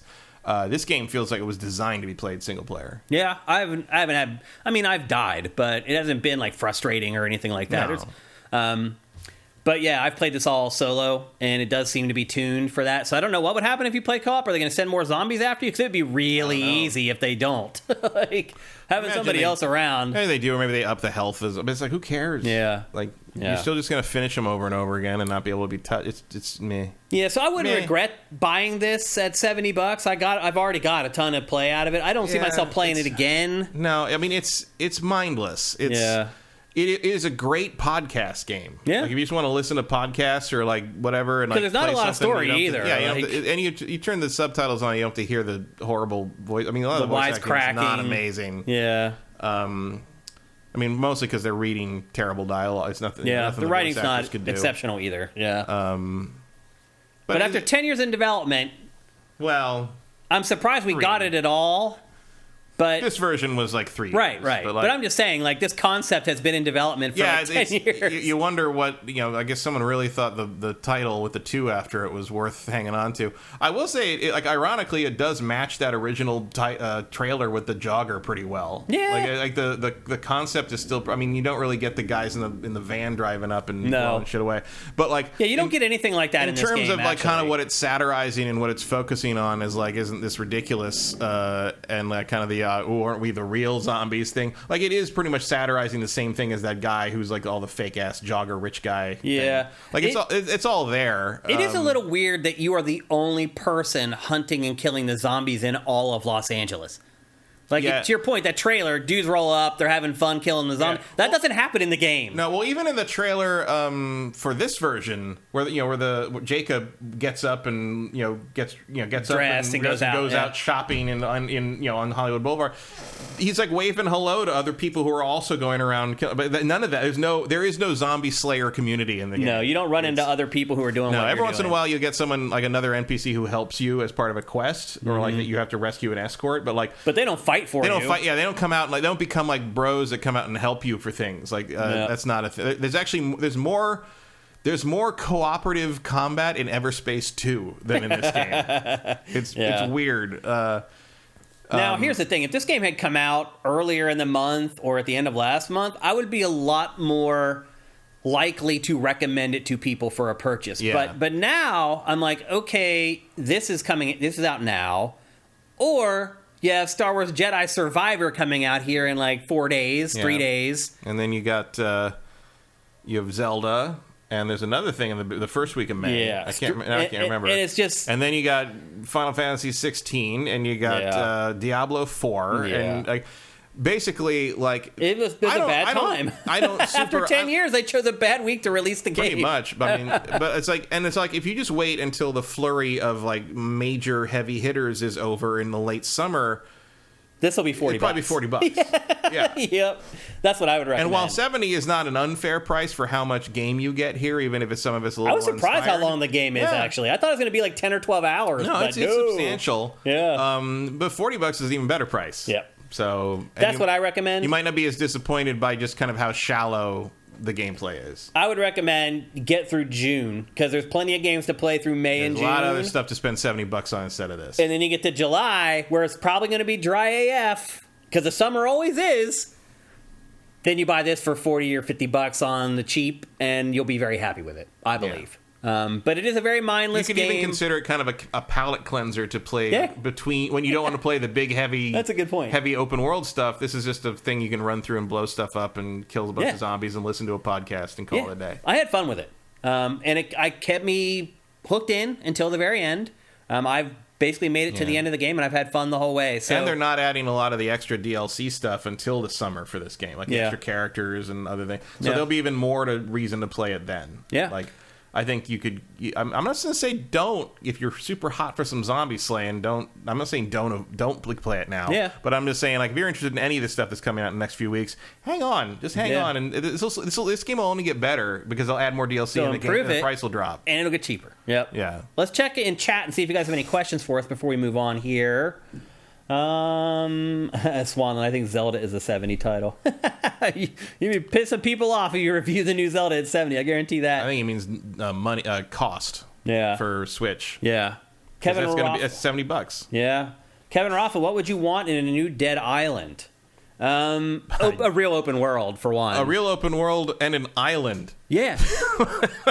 Yeah. I'm not sure what the... I mean, even if you go back to the original concept that you played a long time ago, like, I don't know, man. It doesn't seem like there was an island then either. No, it wasn't. It was some normal. It was normal. They're just trapped at this point. Yeah. It's like they should have set it in Australia or something, maybe. Japan, New Zealand. Then they're actually islands, at least. Yeah, I don't know.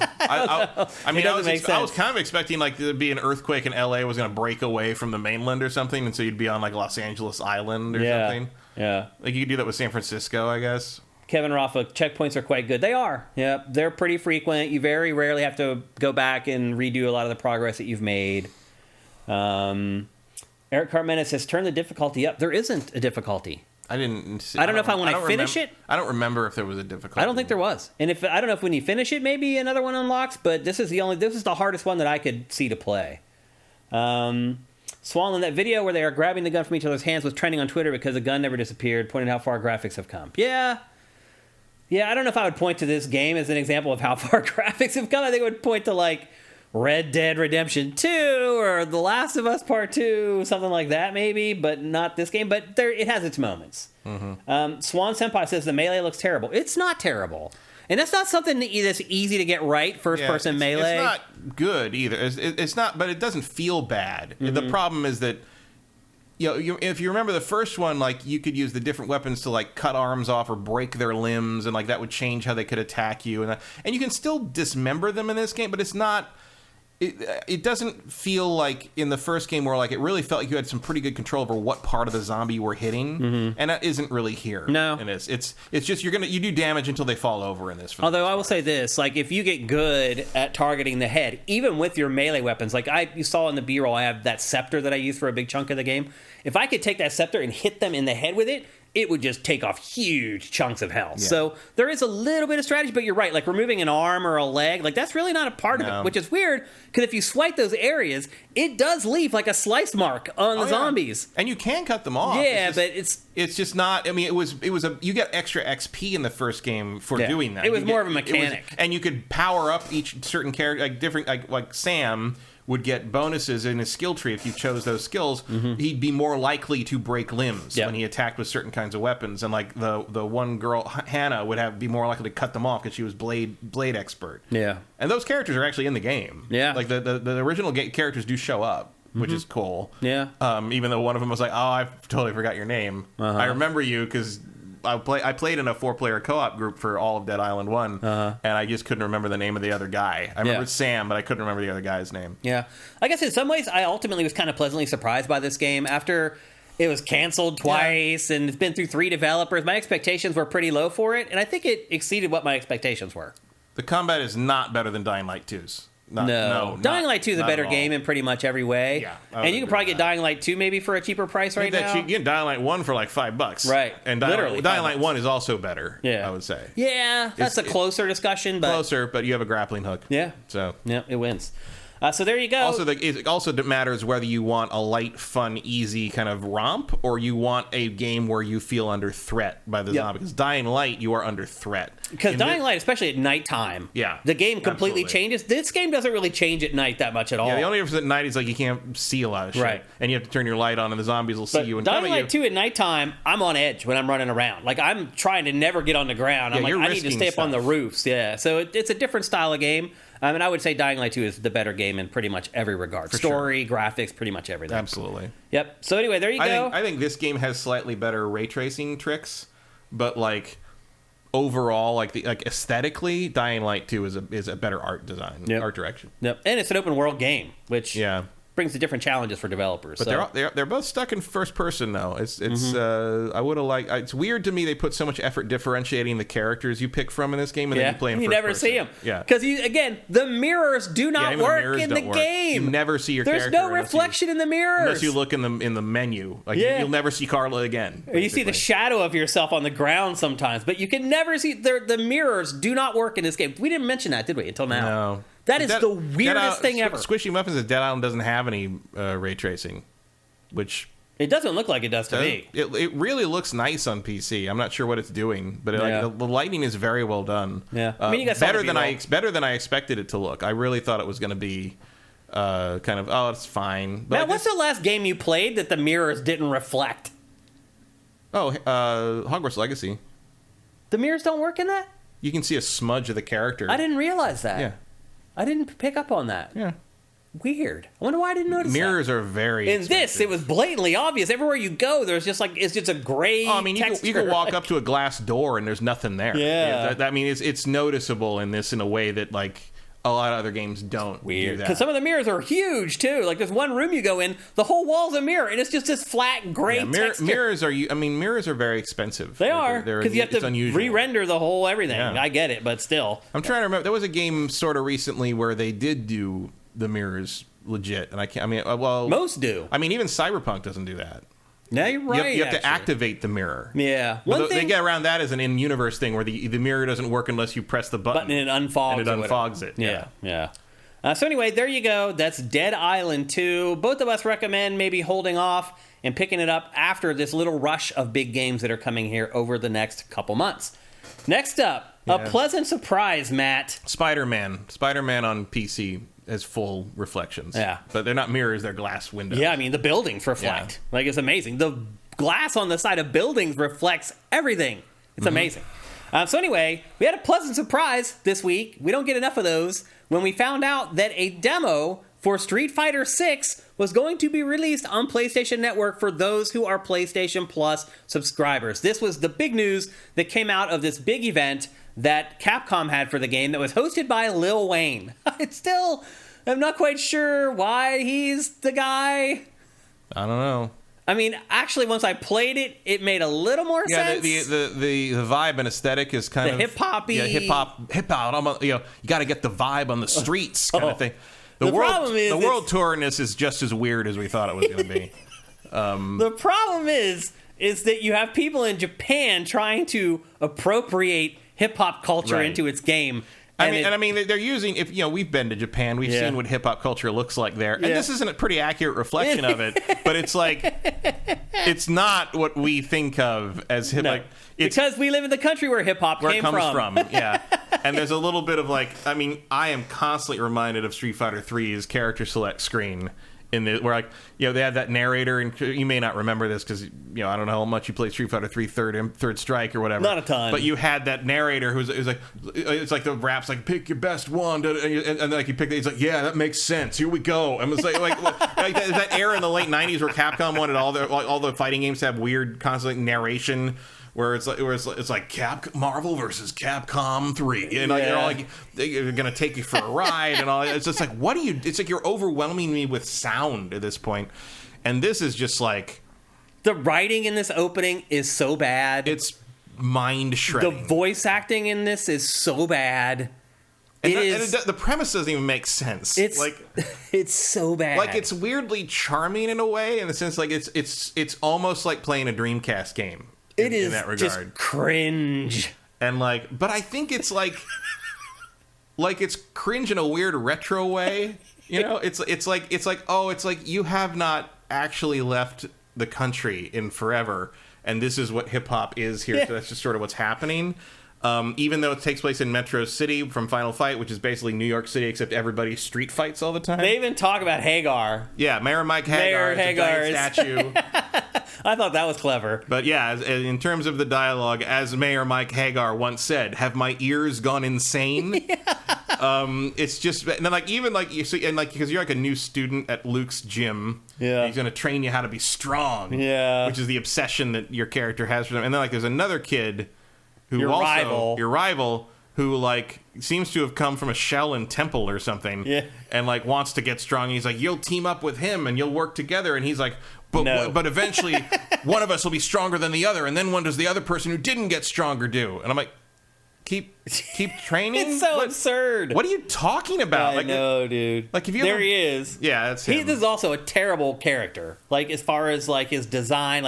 I hope he doesn't become a part of Street Fighter canon, a playable character in Street Fighter. I don't know. Because it's a terrible character.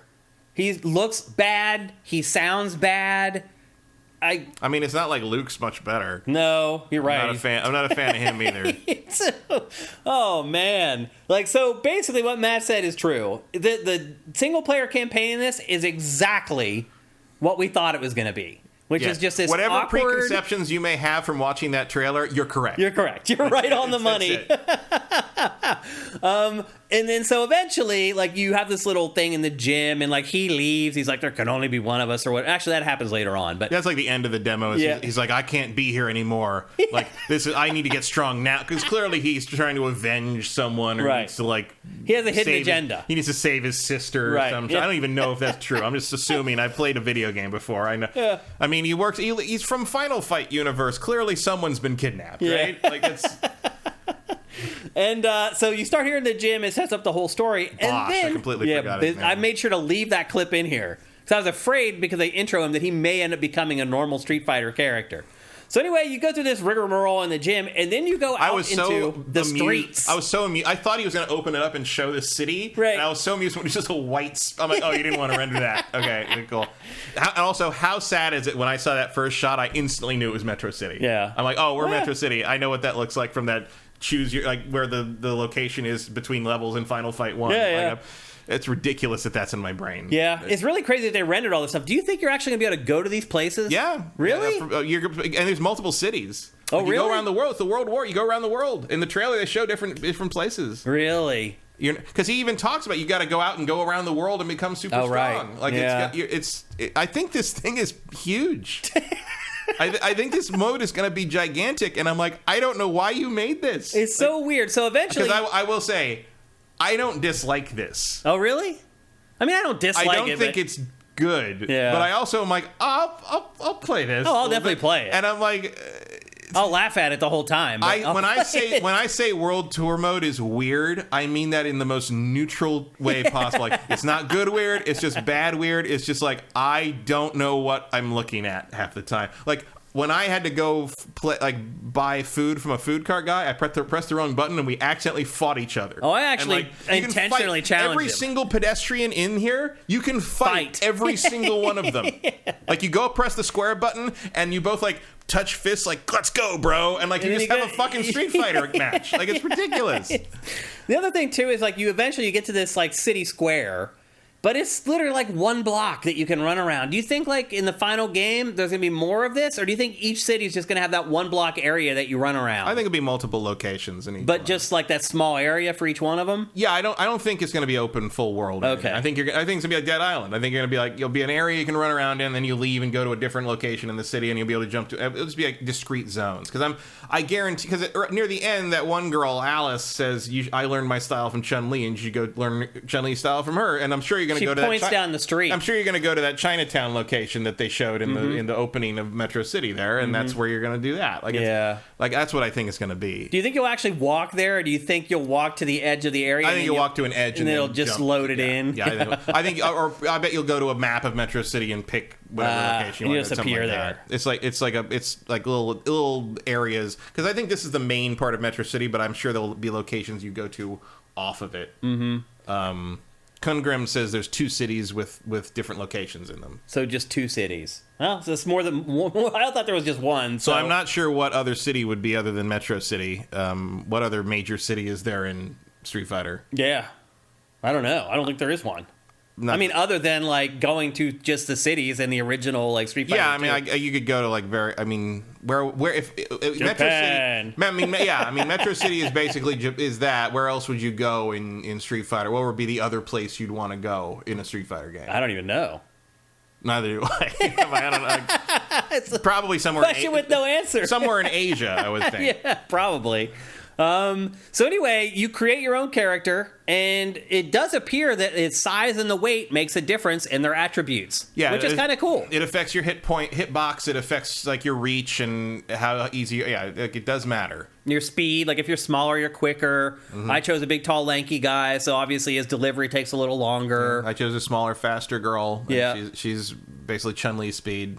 So that's pretty cool. I was pleasantly surprised by that part of the game. How in-depth the character creation tool is, which is just incredibly bonkers. It's so bonkers, man. I didn't mess with it a whole lot because I'm like, okay, this doesn't carry over to the main game, so I ain't going through all that. But no, if you can think of it, you can make it pretty much. Yeah, but you can see there, once you're in these open worlds, you just walk up to somebody, you hit a button, and you like touch forearms, and off you fight, and then you just go straight into the fight. Yeah, and there are guys also who will just attack you, like thugs and gang members, and you can tell which ones those are because they're wearing cardboard boxes on their heads. It is a very strange game. Yeah, so I saw somebody asked in the chat, like, if you do something in this demo, does this stuff carry over? It doesn't seem to. Yeah, I think maybe your character will carry over, but I don't think the attributes do. I think the appearance does. You only get to play like the first 10 minutes, basically. So I will definitely start over, but I was not sure if you can carry over on from this, so I did not spend a lot of time on the character creation. Yeah, well, you can see here the skill trees are very, very simple. And when you choose one of those, it means you're not choosing the other one. So you can't. So you see, there's 2 choices there. Once you choose one, you move up in the bracket. You can't go back and choose that second one. So you have to make some hard choices here with your character. Although it seems like a lot of those skills that's the guy accidentally beat the shit. Oh, here we go. Yeah, I challenge him. I'm just like, I'm going to beat up the hot dog vendor. I had trouble with because like it forces you to use the quote unquote modern controls early on this. I'm sure you can switch in the final game, but so instead of the normal 6-button controls for Street Fighter, it's basically like 2 buttons, and then you hold the R2 button and tap the button, and you'll do a combo, and then you can push a direction and think triangle, and you do a special move automatically, and it was fucking me up. Like because it accidentally picked that for me when I went to do a normal like versus CPU one-on-one match, like Street Fighter match. Yep. And I barely squeaked out a 3rd round win using those controls. And then I switched to the normal 6-button 2 perfects, which should be more difficult. But it is. Ass. I mean, maybe for some, but I've been playing Street Fighter for 30 years. So yeah, you switch the controls on me, I'm gonna screw it up. Fire Native says, Matt, the guys with the boxes on their heads are gang members, and their leader are the Boxhead twins from Gumby. I can buy that. You want to bring the blockheads into the Street Fighter universe? Absolutely. Senpai asks, are there difficulty options for the story mode? I don't know yet. I don't see any. I didn't see any. The difficulty options, I think, is just challenge higher level characters in the street. Take it to the streets. Because as you walk around, like, for example, the first person I fought was level 16. I still almost beat him, by the way. Like, I had chipped him down to, like, and he got me with, like, one hit, and it wiped out 3/4 of my bar and killed me. Like, at the end of the section here, you have to fight Luke, and he's level 10, and you're, like, probably level 3 by that point. Yeah. But I got him down to almost all of his life. I mean, if you could do it. You could. If you wanted to keep fighting. It's not like an insta-lose. Yeah. Like, they do let you, it's all about your skill. It's like as they would say in the intro to Street Fighter 3. Well, as you just saw there, after you beat up the hot dog vendor, you can then order food from his cart, and that's a part of the mechanics as well, eating food. They're the box guys. Yeah, there they are. Go for broke. Well, you can see here you're fighting more than one opponent at a time, which is a little twist that they're adding. Oh, yeah, there's dramatic battles in it. There's like 2-on-1, 2-on-2. Yeah. I think the screenshot when they show it to you is like 3-on-1. Yeah. Which is cool. I like those. Yeah. I like dramatic battle stuff. Yep, they take the boxes off their heads. Somebody said in chat, like, the game looks mid. Also, I agree. These guys are good. somehow brothers, and that's their sister. Like, these people are all related somehow. Yeah. The game does not look good. I mean, look at those character models. They chose certain trade-offs for this game, and I don't know if it was worth it. Because remember, this is the same engine that's running Resident Evil 4. Yeah, it's the RE engine. Yeah. And I guess that looks great. So they are doing a lot of stuff in that Times Square equivalent in terms of like all this stuff's moving around and there's characters everywhere. I don't know if that trade-off is worth it. The main game, the actual Street Fighter part, where you play the normal stages and the normal, those look a lot better than all yes, this. They do.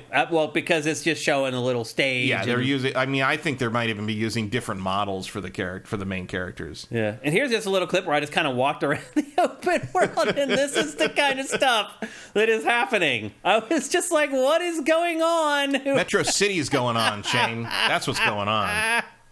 Oh man, yeah. So this. It is so weird that this is like. That there's a Street Fighter like, I mean, I like Street Fighter. I played Street Fighter for 30 years, since 1991. Yeah, I've been playing it the whole time, and like I could not give less of a shit about any of the storyline. Yeah, partly because it just changes every time they try it again, but also because who cares? Yeah, it really doesn't matter. You know what the story of Street Fighter is? There's a fight in the street. Yeah. That's it. That's all I need. Well, I mean, to be fair, like, I would like a good single-player mode, because just fighting through ladders of opponents gets annoying, but... This ain't it. No. It's not it. My favorite single-player mode in a Street Fighter game is still from the home version of Alpha 3 that did, like, the World Tour mode. Yeah, that wasn't bad. That was about as good as it... That was kind of sort of similar to, like, the old, like, Soul Calibur sort of thing. That's about as much as I need. I don't need to sit through dialogue scenes with all this shit. Like, it's no. Oh, man. I'm gonna play it. Like, I'm not like saying, I'm not trying to hate on it. Like, I'm like, I am amused by this. Yeah. But it's just like, you play the main game, like the actual one-on-one game, which unfortunately you can only pick Ryu and Luke. Mm-hmm. But like, it looks real good. The nuke mechanics are cool. Like, it's still Street Fighter, but you're like, oh, I can see uses for these various things and how this is gonna work. And it's like, it's cool. And I'm like, I'm looking forward to digging into it. But like, yeah, the World Tour thing just feels like it almost feels like a different game. I'm surprised people haven't complained about this character. Oh, they will. I mean, people are playing it. I'm surprised it hasn't happened already.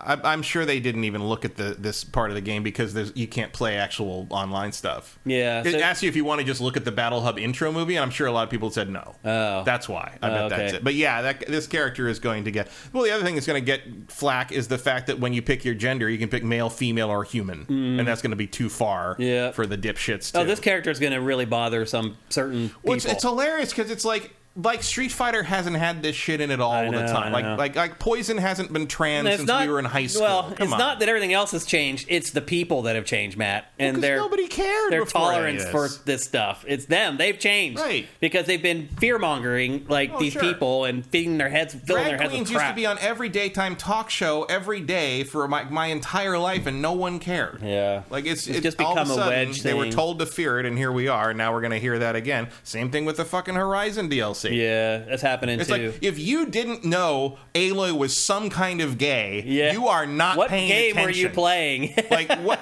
How is that a surprise? Even in Forbidden West, there's a guy who pursues her through the whole game, and she shuts him down. Yeah. Like, hello? I mean, at most, I was like, Aloy's asexual. Yeah. Like, she's not Or into she's it. bi or whatever. I mean, she's maybe bi. I mean, she never shows real interest in boys. Like, No. she has the most chemistry with female characters through both games. Yeah. And the fact that she finally goes for it with a girl is, like, the least surprising thing that could possibly happen to that character. Yeah. Like...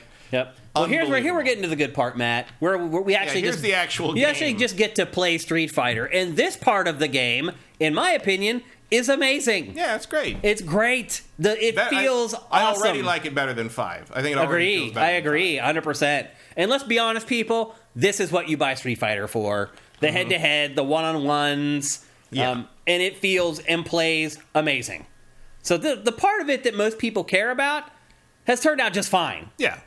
It's a good Street Fighter game. Yeah, it really is. And I like the ink and the artistic. The art looks good. The backgrounds look great. I can't remember the name of that graffiti punch thing. Oh, yeah. There's a name for that. Yeah, but yeah. I like that. You can use that to get somebody in the corner, and then if you see someone do that and then you do it back, you will counter them. And then there's a parry thing you can use to block that. But if you block the wrong thing with that, you get hit even harder. Like. Yeah, and it's a lot more. I find it a lot more intuitive, and that's governed by that green bar under your life bar. But I find that way more intuitive than like the focus system or a lot of the other stuff they've been. I figured out how to use this on my own with no instructions, just after like 2 matches. And there will be like advanced ways to do that. The drive impact, that's what it was. And it's great. Like I'm into it. Looks cool. But as you said, only 2 characters, only 1 stage. This is supposed to open up to other people this week. Is that right? Oh, from like not PlayStation Plus? Yeah. I don't know. I thought it was. I hope it does, so that maybe they can introduce maybe 1 or 2 more characters. But it was good to fight with Luke to get an idea of how he's going to play. Yeah, I mean, he's just a Shoto. Yeah. Really, but like Ryu, pretty much what you'd expect. I was able to jump right in and be effective with him like right away. Yeah, a lot of his stuff still works from all the classics. Yeah. I thought it was great. So the part of Street Fighter that people actually care about, what's it going to be like playing head-to-head? What are the real matches going to be like? I think they're awesome. I was very pleasantly surprised by... Well, I'm not even pleasantly surprised, but... I mean, it's about what you'd think, but like you'd be more surprised if it was a horrible failure, but like...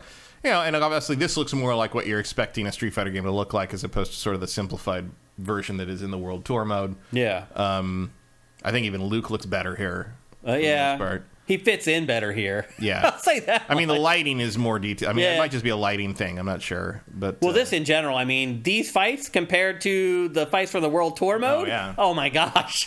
It's like night and day. I know this has been canon for a long time, but there's a good hit with the drive punch. But I always forget, like, because at the beginning of the matches, the characters both walk out and they give like little stats on them. I always forget that Ryu is only 5'9". Yeah, sure. I'm just like the fact that Ryu is like substantially shorter than me is weird to me. I'm like, if I ever met Ryu, he'd come up to like my nose. I'm just like, I know you could kill me if you wanted to, but it's still like just weird. I think of him as so much bigger than that. Yeah, but I didn't realize he hates spiders. Oh, I didn't know that either. Actually, when they walk out, they give a height, weight, and hate. And maybe it's others. Maybe I don't know if it's random, but on mine it usually said hates. Interesting. I didn't notice that at all. He hates spiders, and I don't remember what Luke hates. So anyway, I do hope that they open this up to more people, just so more people can play it, so they can understand what we're talking about here and feel good about it. Because I feel like a lot of people are going to watch that B-roll of the World Tour and be like, oh my God. And rightfully so. But that's not what you're buying the game for. You're buying it for this. And what I played of this so far, it definitely delivers. It looks good. It sounds good. It plays well. Pretty excited for it. And excited to dive into more characters and play as some of the new folks, see some of the different stages, all that kind of stuff. No stage stuff in this. No. Which, I mean, that's Street Fighter. hasn't really been a thing in Street Fighter. Have destructible stages ever been in even in the offshoots? I think the most was I think there were was it 4? I think was it 5? I think it was 5 where there were some stages if you knock somebody out at the edge of a stage, you could knock them into like a bus, and the bus would drive away. Like, but there's nothing during gameplay. Yeah, it was never anything that could affect gameplay. That's what I thought. And I'm okay. The original Street Fighter 2, you could break boxes if they, but nothing that's ever impacted your health or changed how the game was playing. Yeah. Overall thoughts? It's great. Yeah. Like the gameplay, the actual fighting game part is great. The World Tour thing is silly, but probably it's going to be an oddity fun. That everyone's going to want to experience, at least for a little while. I don't know. It may be hard to stick with it after like 5 or 6 hours of that nonsense, but we'll see. Luke hates horror games. Too. Oh, he hates horror games? Hates horror games. That's what he hates? Yeah. How random. That's so bizarre. Let's see what you guys are saying about Street Fighter 6 in here. I'm guessing a lot of you guys also had a chance to play it, because if you're a PlayStation Plus subscriber, and there's 50 million of us out there, I'm guessing some of you guys got to check it out. Gohan says Xbox and Steam get the demo April 26th tomorrow. Mm-hmm. Okay, I thought I saw that. So everybody else, you guys will all get a chance to play it. It's definitely worth a download, Matt. Oh yeah, yeah. If you're interested in Street Fighter, it's definitely worth downloading. And giving it a go. You'll definitely know whether you're into this or not when it comes time to spend money on it. That was the game that I forgot in early June. Is Street Fighter 6. Fire Native Shane, did you try the tutorial? There are tons of systems: parry, counter, EX moves, super moves, etc., etc. I did not try the tutorial actually. Yeah, I did. Yeah, they're all pretty intuitive. Like, it does teach you sort of specific times to use the various things, which are probably helpful. But the drive stuff is the new stuff. The other stuff works pretty much the same way everything has always worked. Mm-hmm. Not a lot of comments from you guys about Street Fighter 6. I'm kind of surprised. Congram 1, do you think Mortal Kombat 12 will overshadow this? No. Street Fighter It'll sell more. It'll sell more. But it won't overshadow it in the tournament scene. Yeah, it will also have a better story mode. For sure. Betting. For sure. JM Ray 99, the rumor is MK12 this year. Is that realistic? It is. Sure. I mean, that came directly from the horse's mouth. Yeah, that was Ed Boon. Yeah, I mean, Ed Boon said that. You better know. And he's the only one who would know. So, yeah, absolutely. Like, I think you can count on... Yeah, fighting game of the year versus... If I don't like a Street Fighter game more than a Mortal Kombat game, something went very wrong. Yeah, I mean, I just organically, I'm a much bigger Street Fighter fan. I just like Street Fighter better. I'm sure Mortal Kombat will have a better story and better campaign mode. Swan Senpai, is it pick up and play? I've never played a Street Fighter. It is, because it... Technically, Matt hates the feature, but... Well, I don't think that teaches you anything. Yeah, I know it doesn't, definitely. And it limits you in a way that you can't use some of the more powerful abilities when you need them. Yeah, but look, you're gonna get destroyed online if you're. But if you just want to play with your some friends or whatever, or mess around, like, sure, you can pick that up. Yeah. I think it automates like some of the harder moves. You just hit one button instead of actually having to do the controller input and the button press. You just tap R1 and it just does the move. So yeah, it's made to help people who haven't played Street Fighter before. Vincent asks, why did they put out the story demo instead of a more traditional open beta? Well, I mean, there is head-to-head there, although you can't play it, like, online. No. I found that weird. Yeah, I mean, it's clearly not a stress test. Yeah, you would think they want to test the network if they got a shot. I don't really know what... Weird. I mean, they got a month left. They probably do something. I mean, maybe this is just the first round that could be. I mean, they've got to do a network test. I would think You would think, for a fighting game. Probably closer to launch. Yeah. The trouble is that's going to be right in the middle of Zelda time, and you're going to be like, "Oh, would you like to take a break from Zelda to play Street Fighter?" And I might, but most I don't know how many. Will not. Yeah. Although look, they'll get the hardcore fighting game people, because I'll tell you this: a lot of the fighting game people I know in the FGC, they don't actually play video games. They just play fighting games. Yeah. There's tons of people that they're not really gamers. They don't know any. Yeah, they play fighting games. They're there for the competition and the community. They're not there for the game hobby. Clay UK Garage 1988. The Japanese devs don't do nuance or subtlety. Same with Square saying phrase Forspoken has a hip-hoppy walk. This game looks hilarious. Yeah, I would say Forspoken had more Western input, though. Yeah. Japanese developers trying to do American culture fails every time. But it's also kind of funny. It's interesting to see how they interpret our culture. Yeah, it's funny. Like, it's goofy. Yeah, and I'm it's not offensive or anything. No, I don't think so. No. I don't think so anyway. I mean, Luke's offensive just in the sense that, like, I hate him. as a person, but he's not offensive in terms of like he does anything offensive. I don't like him because I'm like, oh, like every time you try to kind of branch out past the kind of the basic three Shotos, it does not go well. Yeah, a lot of people discussing MK versus Street Fighter in the chat right now. I think generally speaking, casuals like Mortal Kombat more. Hardcore fighting fans like Street Fighter more. Yeah.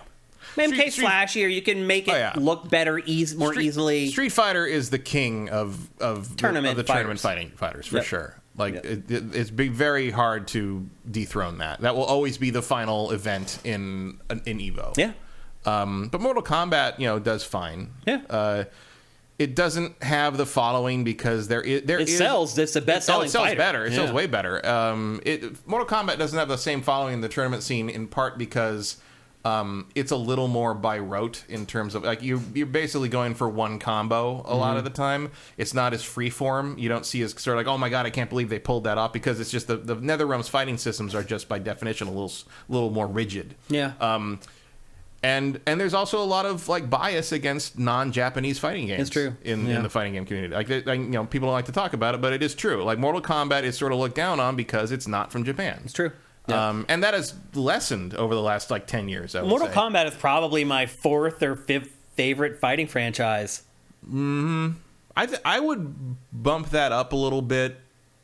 Because it goes... but actually bumping it up would probably put it about fourth. For me, it goes Virtua Fighter, Street Fighter, Soul Calibur, and then probably MK. I mean, maybe Tekken before MK. Tekken and MK close to Tekken would be so far down the list. Oh, really? I don't like Tekken. I've never liked Tekken. I like Tekken more now. Tekken I like because I'm good at it. I can funny how that works. I can do well. I had a friend who liked Tekken a lot, and so I'm like, I'll play and like learn how Tekken 7 works. But and then like after like 2 sets of practicing, like I was winning constantly, and that was the end of that.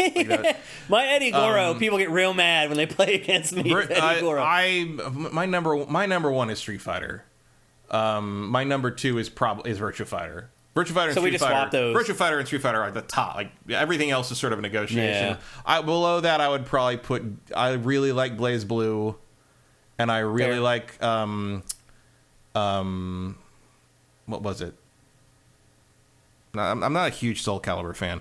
Mortal Kombat would probably be fifth. Dragon Ball Z Fighters. No.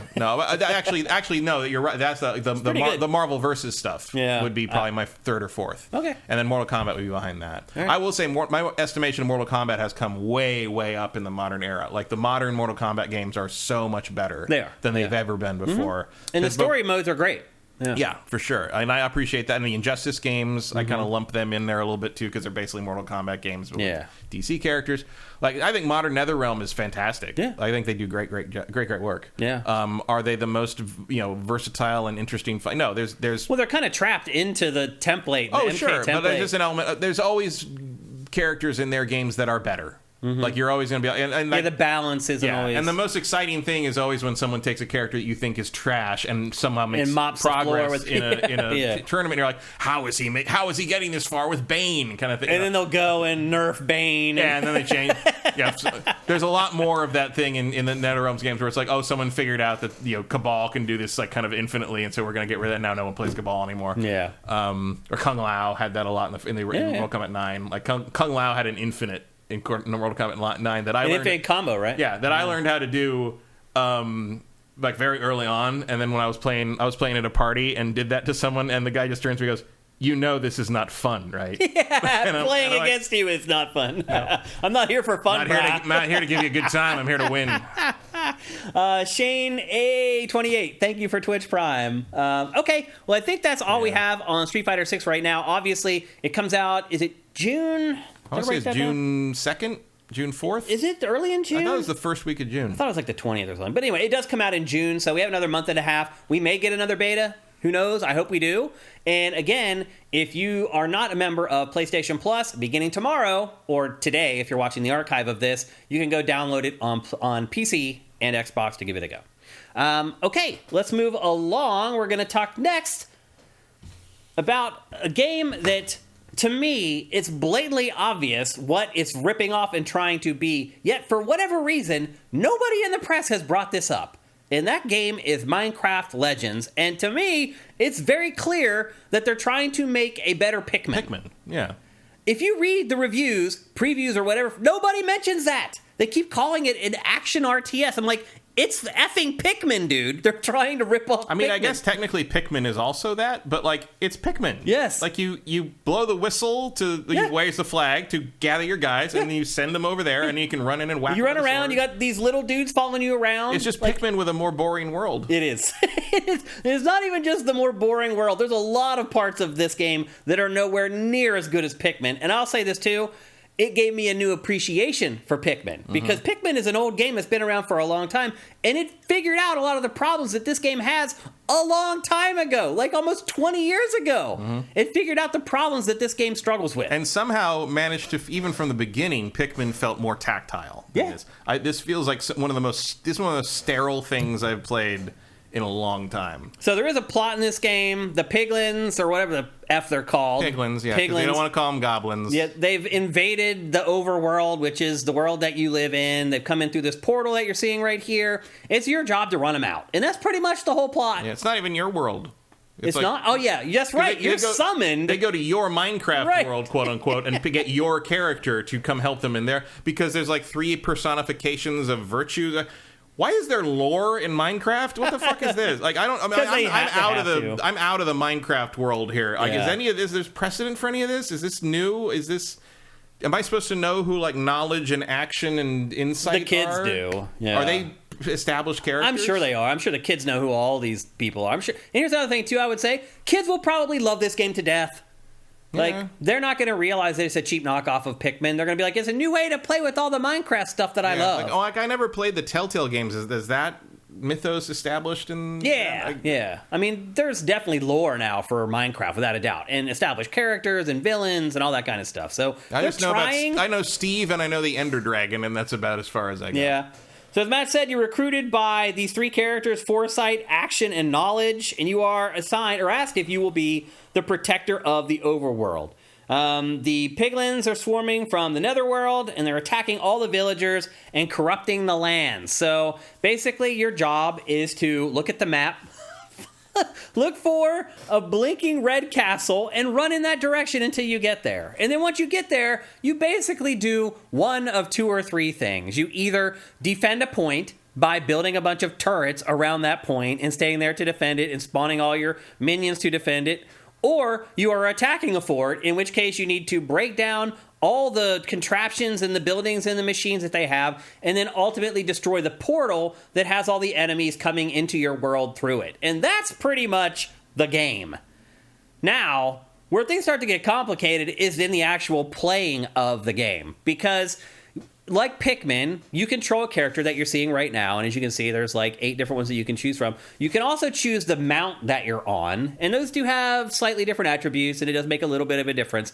But for the most part, you have a sword and you can attack enemies, but you're relying on all the little minions that you spawn to do all the dirty work for you. And not only will they build stuff, because this is Minecraft, but you can also assign them to attack a building, and they will sit there kind of acting like they're attacking the building, and they'll attack it until it crumbles and falls. And that's pretty much the entire game. As soon as you defend or take down one of the outposts, another icon pops up on the map, and you run there. And one thing I found, Matt, is that you do eventually get fast travel. You can travel between any villages that you've kind of cleared. But a lot of times you'll look on the map, and you'll see an area that needs help. You'll run like 10 miles to get there, and it's too high level, and you can't actually do it. It's like they should have on the map, like, this is the level you need to be to attack this. They don't. There's no indication of what each one of the outposts, like, what level you need to be to effectively... They won't even let you. They'll just turn you around and be like, go away. You can't fight this yet. Like, again, just really dumb. And one thing that I discovered that Pikmin does really well after playing this is managing the minions. One thing this does well is that you can create spawn points for the minions pretty much wherever you want. Like, there's a zone around each outpost that it won't let you build the pools that you spawn the minions from. Yeah, as long as you're not in nether territory. But if you're 10 feet off of that property, you can put it wherever you want. And in Pikmin, you could only ever Thank you, Skull Monster Knight. Yeah. in Pikmin, to get more Pikmin, you would have to go back to the mothership, and you'd have to, like, they'd plant at the bottom, you have to pull them out and pluck them. In this, you can take your minions with you, and you can spawn them wherever you want. Now, controlling the minions in this is way worse. So as Matt said earlier, you do have like a whistle thing that you use to collect them, to tell them, hey, you need to follow me. I've had the minions in the circle, and they still stand there. They just aren't alerted when you blow the whistle. And then, once you're navigating, because here's the thing, like, a lot of these outposts that you're going to, as you can see, they have elevations.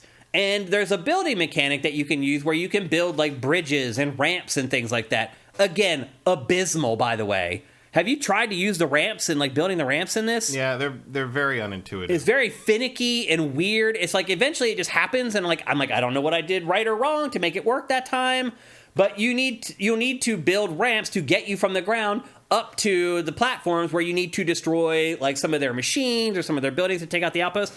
Once you go up to that level, go up the ramp and get on the next level, you're probably going to lose about half of your minions. And they're going to be standing down on the ground, doing you no good. Like, there's so many... I've even seen things where they're attacking a building and the building does, like, a pulse to knock them off. Yeah. And they get knocked, like, a foot away, and they just stand there. They lose their mission. And early on, I thought it was because they were stunned and they were going to... But then they just never... They don't attack forget. again unless you come over and tell them to do it again. It's very weird. Again, it's something that Pikmin does very well. Controlling your Pikmin, making... Like, yeah, you can use it... the Pikmin know that if I told you to attack that thing, keep attacking it until it dies or you do. Or until I tell you to stop. Right. Yeah. Also, but getting them to follow you, like, you could use the C-stick in Pikmin to get them to go into a narrow single-file line, or, like, you can't do that in this. Or rotate them around and have them, like, swarm something. Right. No, you have to just hit the one thing, and, like, you can't really control where that target goes. Yep. It's just, like, a set distance from your character. Yeah, and it doesn't... And, like, half of them will actually do what you want them to do. And so what happens a lot of times is I would think that, like, all my guys were dead, because there'd only be like they're five all just standing around. And they're all down on the ground standing around. Yeah. You'd have to go all the way down to the ground, whistle them again, try to get them to navigate up the ramps to get... Because you have to fight enemies and break stuff up there. Like, it's crazy. I had zero fun playing this game. It was a chore. Do not like it at all. And I mean, look, I didn't want to play it in the first place, but as you said, it was on Game Pass, so you might as well play it for free, and that was about what it was worth. Again, I think kids will like this. Sure, I'm sure if you're into Minecraft, I mean, a lot of this is just the theme does not engage me. If this was like Star Wars, I might forgive more of its faults. If you were letting me throw, like, I don't know, porgs at something or something. Or if it was like me with a lightsaber riding a tauntaun throwing Ewoks at stuff, maybe I would be more into it. But I have absolutely no interest in anything that's happening here. Well, it's like some things I think kids will like, some they will hate. So kids, I think, like harvesting resources in Minecraft. Yeah. In this, it's this weird thing where you squeeze one trigger and it brings up a ring of influence, and then you squeeze the other one and these little, like, fairies fly out and start grabbing resources stuff for you. But the thing is like, when you start, you can't just grab any resource. You have to actually unlock the ability to harvest new resources. So you start with wood, and then you can get stone, and then you can get iron. Like, I don't feel like for kids that's going to be a smart way to handle that. It's gated so much, and also, like, I don't have kids obviously, but all I can imagine is like showing this to a kid who likes Minecraft and having them go like, "Well, I'd rather just play Minecraft." Like, what is interesting about this in comparison to being able to just spend I think the your combat limited free time? is better and more interesting than Minecraft. But like, is that what anybody likes about Minecraft? I think most kids know. I think that the combat's there. Yeah, exactly. And the creative part of this is nothing compared to the real Minecraft. No, not at all. It's barely RTS level. Yeah. Like, you basically just choose stuff and it's built. Like, you're not, like, choosing each brick and actually figuring out how you want to build each thing. No, it's actually way more removed from the building process than I expected it to be. And it takes forever you can see here in the B-roll how long it takes to take out each one of these little pieces. While he's rebuilding the building you just destroyed while you're doing it. It's I don't know what they were thinking with this. It's like a broken Pikmin meets like the worst RTS you've played in 2 years. Like, I mean, look, there's just nothing to grab onto. If you've been looking for more action-oriented RTS games, then this fits the bill. But I guess, but there's like other options out there. It's like, so even when you do put down like one of the spawn points for the minions, like, you have to manually spawn each one of them by hitting the X button Like, you can't choose to just spawn, like, all the ones that I need. Like, a lot of times you'll go to spawn, and they'll be like, oh, you already have your max number of minions, and then you realize that there's a group of, like, 12 of them standing, like, half a mile away. And there's no way to call them. Well, there is. No, It just said, when you're standing at the spawn point, yeah. Wait, what? You hold B to recall, and it'll call any existing minions anywhere on the map to you immediately. Where? At a spawn point. Oh, you have to be at a spawn point. But when you're just out on the map. When you're on the map, no. But you can get when you get where you're going, if your minions have wandered away, you build a spawn point, hold recall, and they'll all pop but if you're in the middle of like fights or whatever, and you've lost half of them, if they wander away, you got to go get them during the fight. Yeah, there's no way to get them back. Like the whistle only works in the vicinity around your character. Mm-hmm. It doesn't just whistle like for the whole terrain or whatever. The trick with Pikmin is that they don't wander away. Right. Like, I don't know where some of these guys go. And sometimes it happens with the bad guys. Like, the piglins will fall off the edge of a plateau or whatever, and they'll just be down there. Mm-hmm. And, like, you have to kill that last one to get through the whatever, to qualify as having destroyed the outpost, but I have to get down there somehow. And, like, I have to move everybody off the plateau. And one time I did that to kill him, and by the time I got down there and killed him, like, they started building another building on top of the plateau, and I had to get everybody back up there. Got to put the ramp up again, and it's dumb. It's dumb. Yep. The building in this, again, if that's a big part of Minecraft that you're into, you can see it's like you have a list. You can see in the bottom down there that you just choose from, and it just builds it. Like you're not you're not choosing each individual brick. The Minecraft aspect here is literally just window dressing. Yeah. Like, the other thing, there's too, nothing Minecrafty about any of this other than the look. Yeah. The other thing, too, about it is that, like, there's a lot of things you have to do in the game where you use a modifier button on the controller, where you hold a shoulder button while you tap left or right. Like, I don't give them enough credit a lot of times for them to be able to figure stuff out. But modifier button, I mean, it uses every button plus modifier button, so it takes a lot. Like, I found myself a lot of times having to stop and think, like, wait a minute, how do I harvest the stone? Wait a minute, how do I get back to the menu where I can choose the item? And this is all happening in real time. So that's the other thing about this, Matt, is that the controls can be confusing and they can be obtuse and unintuitive, and you have to do all this stuff. You have to get the guys who ran away. You have to figure out that while you're being attacked. There's no pause in this game, Matt. There's no pausing this game. And I think that has to do with because this also can be played cooperatively. They need people to be able to drop in and drop out.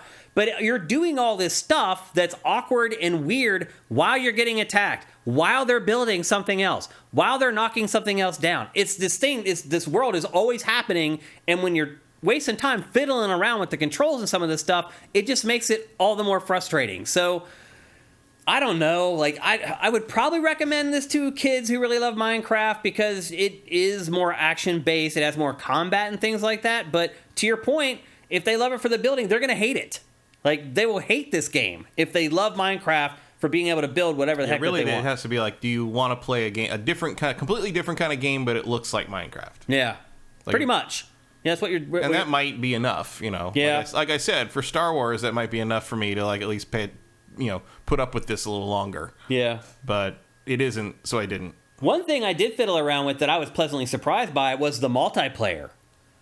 This is weird the way that the bridge thing works. Oh, I know. Like, why? Trying to just put the bridge over the freaking lava. Almost the same. I'm like, why can't I rotate this an extra step? Yeah. Like, why isn't there 8 options for that? Well, what I discovered with this is I had to go all the way around to the other side of the island, and there was a very specific place. Yeah, you got to go somewhere where they wanted me to put the bridge. Where it lines up with the 4 cardinal directions. Yeah, again, the building in this is like why doesn't that bridge work, Matt? Why does that bridge not work? I don't know. So again, if your kids love Minecraft for the building, but then that time it works, it makes no sense at all. Like, a very frustrated play in this game. And again, the controls are very awkward. Like, you're holding like the shoulder buttons while you're doing stuff a lot of the times, while you're trying to dodge enemies, while you're trying to manage your minions. There's a lot of multitasking going on in this, which is not something I really associate with Minecraft. But anyway, back to the multiplayer. You play 2 teams of 4, and I had a ton of fun with it. The only thing, though, was that there was no voice chat in the game, and you need it. You need to communicate with the other players on your team for it to really work well, and there wasn't any. But basically, it's multiplayer. It's 2 teams of 4 players, and it's base versus base. You're trying to take down their base while they're trying to take down your base. And it's fun. There is a back and forth to it that made it a lot more fun than playing the campaign. So I had a lot of fun with that. I guess the one thing I would say, too, is that it is tuned for younger audiences. It's not that difficult, even with the control. And I do wonder if they nerf this game because of all the other problems. They're like, oh, we can't make this game very challenging because they're going to be challenged just trying to multitask and do all this stuff we're asking them to do all at the same time. I guess really what I would say most is that this game is perfect for Game Pass. It is a game that I would never, ever recommend if somebody spend money on, and myself, I would never spend money on, but it is kind of an idea that isn't overdone in the games industry, and sometimes it's refreshing to play those types of games, which I think in a big part is what Game Pass is all about. Trying stuff that maybe you normally would be outside of your comfort zone and things that you didn't think that you would like because there's no risk. So in that way, it is a good Game Pass game, but as far as buying this, and it does cost, I believe, $40 if you buy it. I think so, yeah. Because this is also available for, as you can see in the lower third there, it's also available for PC, PlayStation 4, PlayStation 5, both Xboxes, and Switch. So most people who will be playing this game will have to buy the game. And it is $45 at GameStop. No. Do not spend $45 on this game. Slap that on the box. No. Don't do it. And again, Pikmin's not that far away at this point, and I don't need to play games like this all that often, and I felt like I almost kind of ruined Pikmin 4 for myself having spent time with this game. But I think more likely I'll play Pikmin 4 and I'll realize even more all the shortcomings of Minecraft Legends. Yeah, this is... Well, it wasn't my least favorite thing I played this week. That was Disney Speedstorm. It felt like the biggest waste of time. Yeah. Because it's so easy to look at this and be like, yeah, I don't need to ever think about that again. And really, the death knell for this game is that even once you come to grips with it, and you understand exactly what you're supposed to be doing at all times, and you get good at the controls and the multitasking and everything like that, it's just not very fun. Like, it becomes repetitive because you're doing the same two mission objectives over and over again. You're either defending a spot or attacking a spot, and that's pretty much it. There's no nuance to the missions, and I got sick of this game real fast. I probably spent 10 hours with it maybe, and I was done by the time I got to 10 hours. In fact, I dragged my butt along for the last... You played this for 10 hours? I did, yeah. So I kept waiting to see if it would change, and it never did.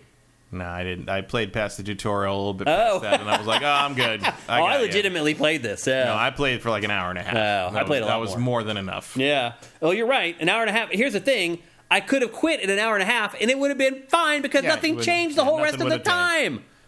I was pretty sure it had shown me the hand. It had. I can tell you. As somebody who played much more of it, it had absolutely shown you the hand. So anyway... There you go. That's Minecraft Legends. $45 if you want to buy it on platforms other than Xbox or PC. If you are charmed by this game and you feel like you want to play it, again, as we say all the time, just spend the $15 for a month of Game Pass. Play it. Play a bunch of other stuff, and you're going to be hooked, and you're going to stay subscribed to Game Pass. Just letting you know right now. Maybe you shouldn't dive in if you don't want to start chucking out an extra $15 every month going forward. Let's take a look at chat and see what you guys are saying about this, if anything. Vincent says, play Tinykin on Game Pass instead. Yep, that's another good one. Truth316, thank you for Twitch Prime. That's awesome. Sold less than Dead Island 2. And that's a good point. Yeah, I'm kind of surprised by that. I really thought this game was going to sell, and I think it still might sell. Some of the reviews are pretty kind to it. I was kind of surprised at how generous some of the reviews were. I mean, it's not for us. Swanland says, my 12-year-old nephew loves Minecraft Dungeons. He'll probably love this. He probably will. Minecraft Dungeons is a better game than this, so... Yeah, it is. It's a much better translation of, I agree. of the license, the IP, to another genre. Yep. Squishy Muffin, when you think about it, creating a digital Lego a la Minecraft is a genius move. It was back 13 years ago. It was. I've never enjoyed it, but I know a lot of other people have. Especially considering how many times Lego tried it before that, and it didn't work. Yeah, and Minecraft is the one that finally got it. Swan Senpai, I grew up with Minecraft, and yes, it's full of lore and stories. It is. Like, a lot of it was manufactured by fans for a long time, and then eventually... Mojang got in on it and was like, yeah, you know what? We should probably start creating some of this stuff. Fox and Friends, thank you for subscribing. Fox and Fiends. Oh, Fox and Fiends, thank you. big important distinction Yes. there. I don't think someone with the handle Fox and Friends would be subscribing to us. They probably wouldn't be watching this point. podcast. Okay, so there you go. That's Minecraft Legends. That's 2 thumbs down from GameFace from both Matt and I. If you're interested, just subscribe to Game Pass for the month for $15, and you'll play that for 2 hours, and then you'll find all these other awesome games that you actually want to play. Yeah, go play The Ascent. Yeah. That's a good one. Evil Ani 5, how many Keflings is this worth? None. Yeah, no Keflings were harmed. Yeah. Because no Keflings bothered to show up. That's right. Yep. Okay, let's move on. We're going to talk next about a game that we've been waiting for forever. It was supposed to come out like a year ago, and then Putin was a piece of shit and ruined everything for everybody, including gamers who were waiting for this game. Advance Wars 1+2 Reboot Camp. It is a compilation of the first 2 Advance Wars games for Switch. Now, Matt, I was surprised that you didn't get to spend any time with this. It just felt like the least priority because everything I read about it was like, yep, it's Advance Wars 1 and 2. It's fine. Yeah, we're not going to spend a ton of time on this game. Good.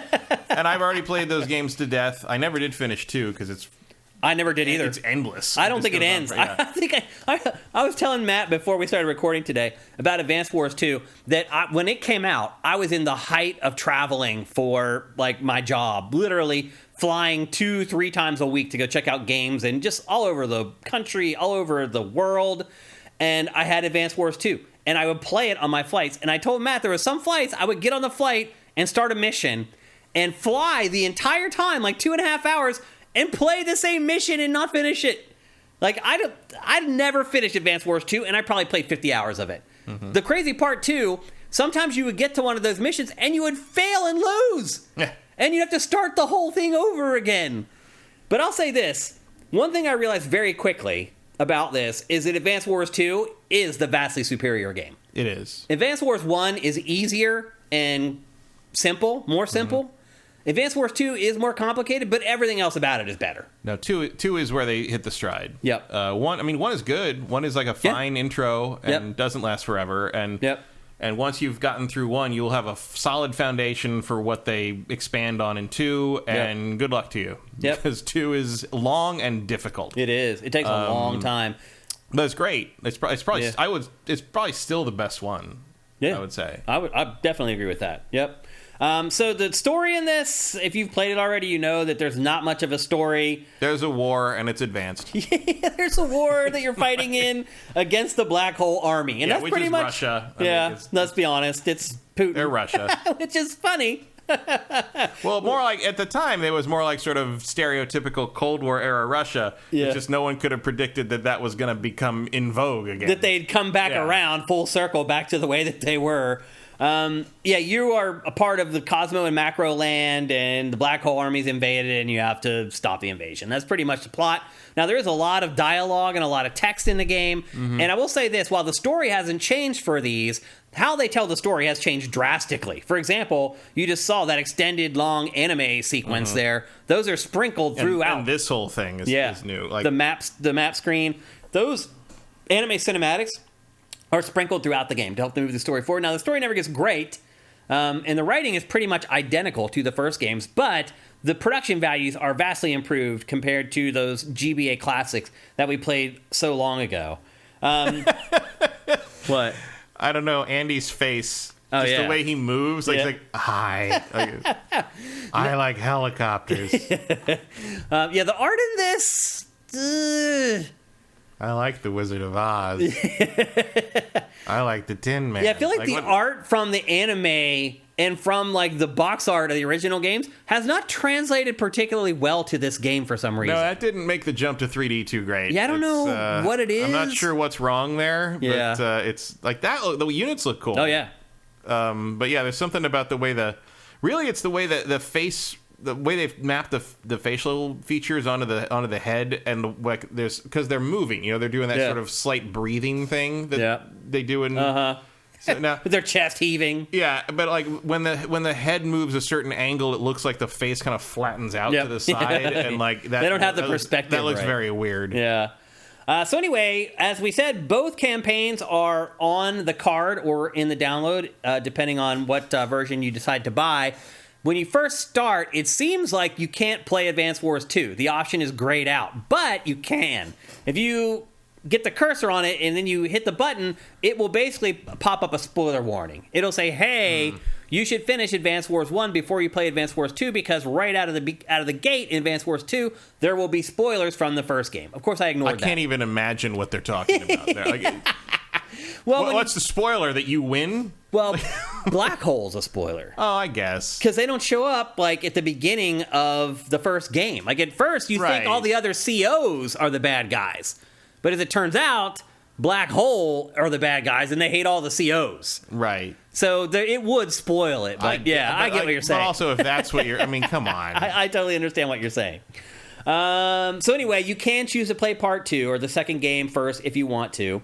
And then let's talk about some of the other modes, because there are extra modes in this that were not in the originals. First up, the one that I should discuss first is the design room, which is where you can go to build your own maps. And now, I am typically not the guy to build this type of stuff, Matt, because it usually takes forever and the map sucks. In this, it is so easy to build maps. And not just build maps, but build good ones. In fact, I would argue, after you've spent even 5 hours playing this, you will be able to build a really good map very quickly. And once you build that map, you can share it with all your friends. They can all play it. You can play head-to-head on it.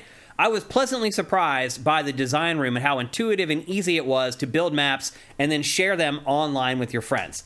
Let's see, there's a versus mode where you play against AI, or you can play against friends locally if they have their own system. I'm having some issues with your tactical choices here. With my what? In the B-roll. Why? You just got nailed by those choppers. Oh, it doesn't matter, Matt. All I have to do is capture the base at the bottom there. I wouldn't even... all the stuff that's happening up top is to distract, because their base is at the bottom left of the screen. So you just have to keep their units away from the bottom left. So that's all I'm doing. You only need 2 turns. You fly a copter down to the bottom. You can't see it because the graphics there. Let me show you. See, I have the 2 guys down there. I'm already taking their base. Yeah. To win, all you have to do is take their base. The rest of the battle doesn't matter. Those poor radio truck operators didn't need to die. That's what I'm saying. Okay. Anyway.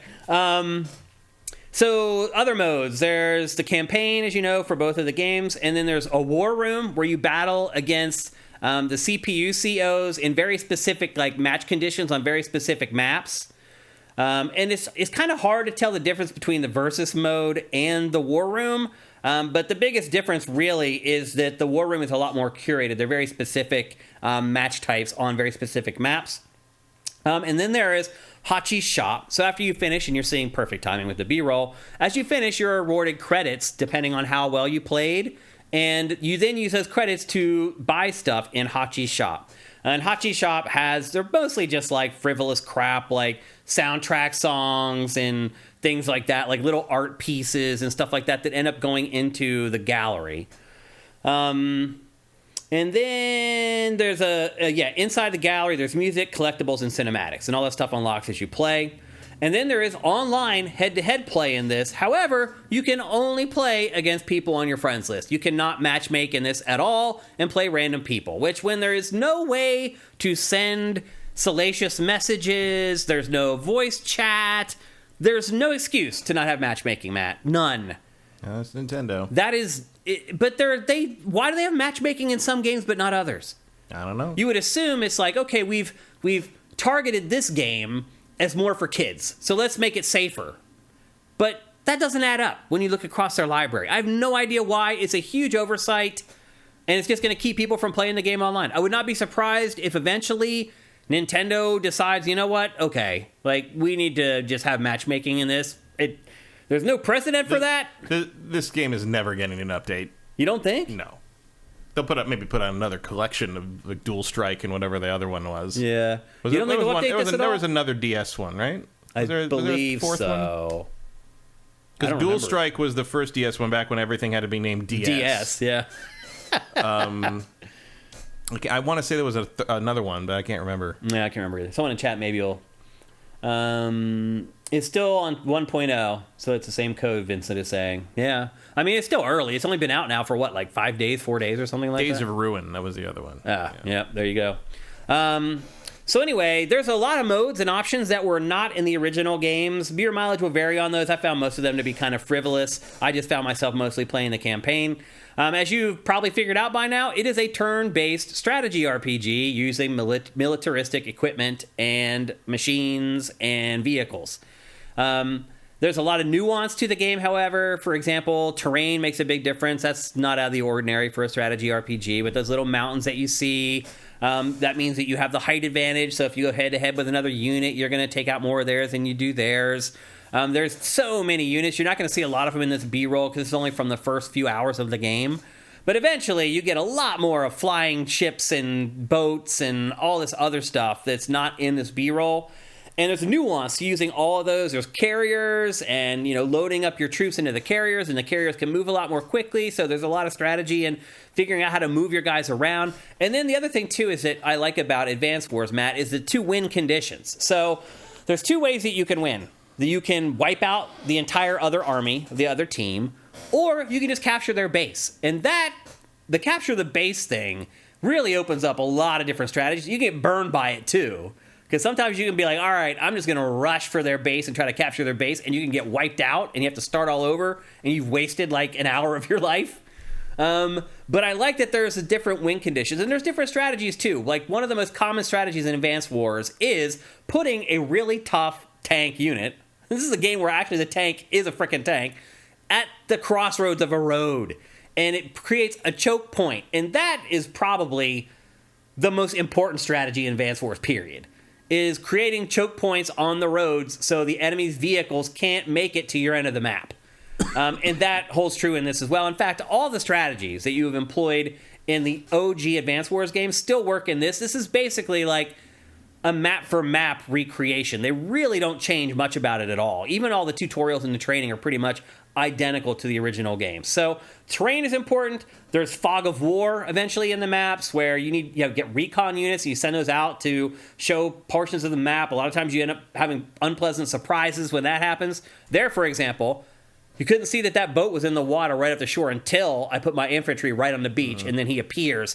There's a lot of strategy involved in that as well. Because what I'm realizing, Matt, is a lot of people who are watching this right now never played Advance Wars. Mm-hmm. They haven't. Like, these games are so old. Yeah, it wasn't a huge thing. And I mean, these were like I want to say the 5th or 6th entries in the franchise. They're just the first ones that came west. Yeah. Because like the others were on Famicom, Super Famicom, they were Game Boy ones. They've been around forever. Yep.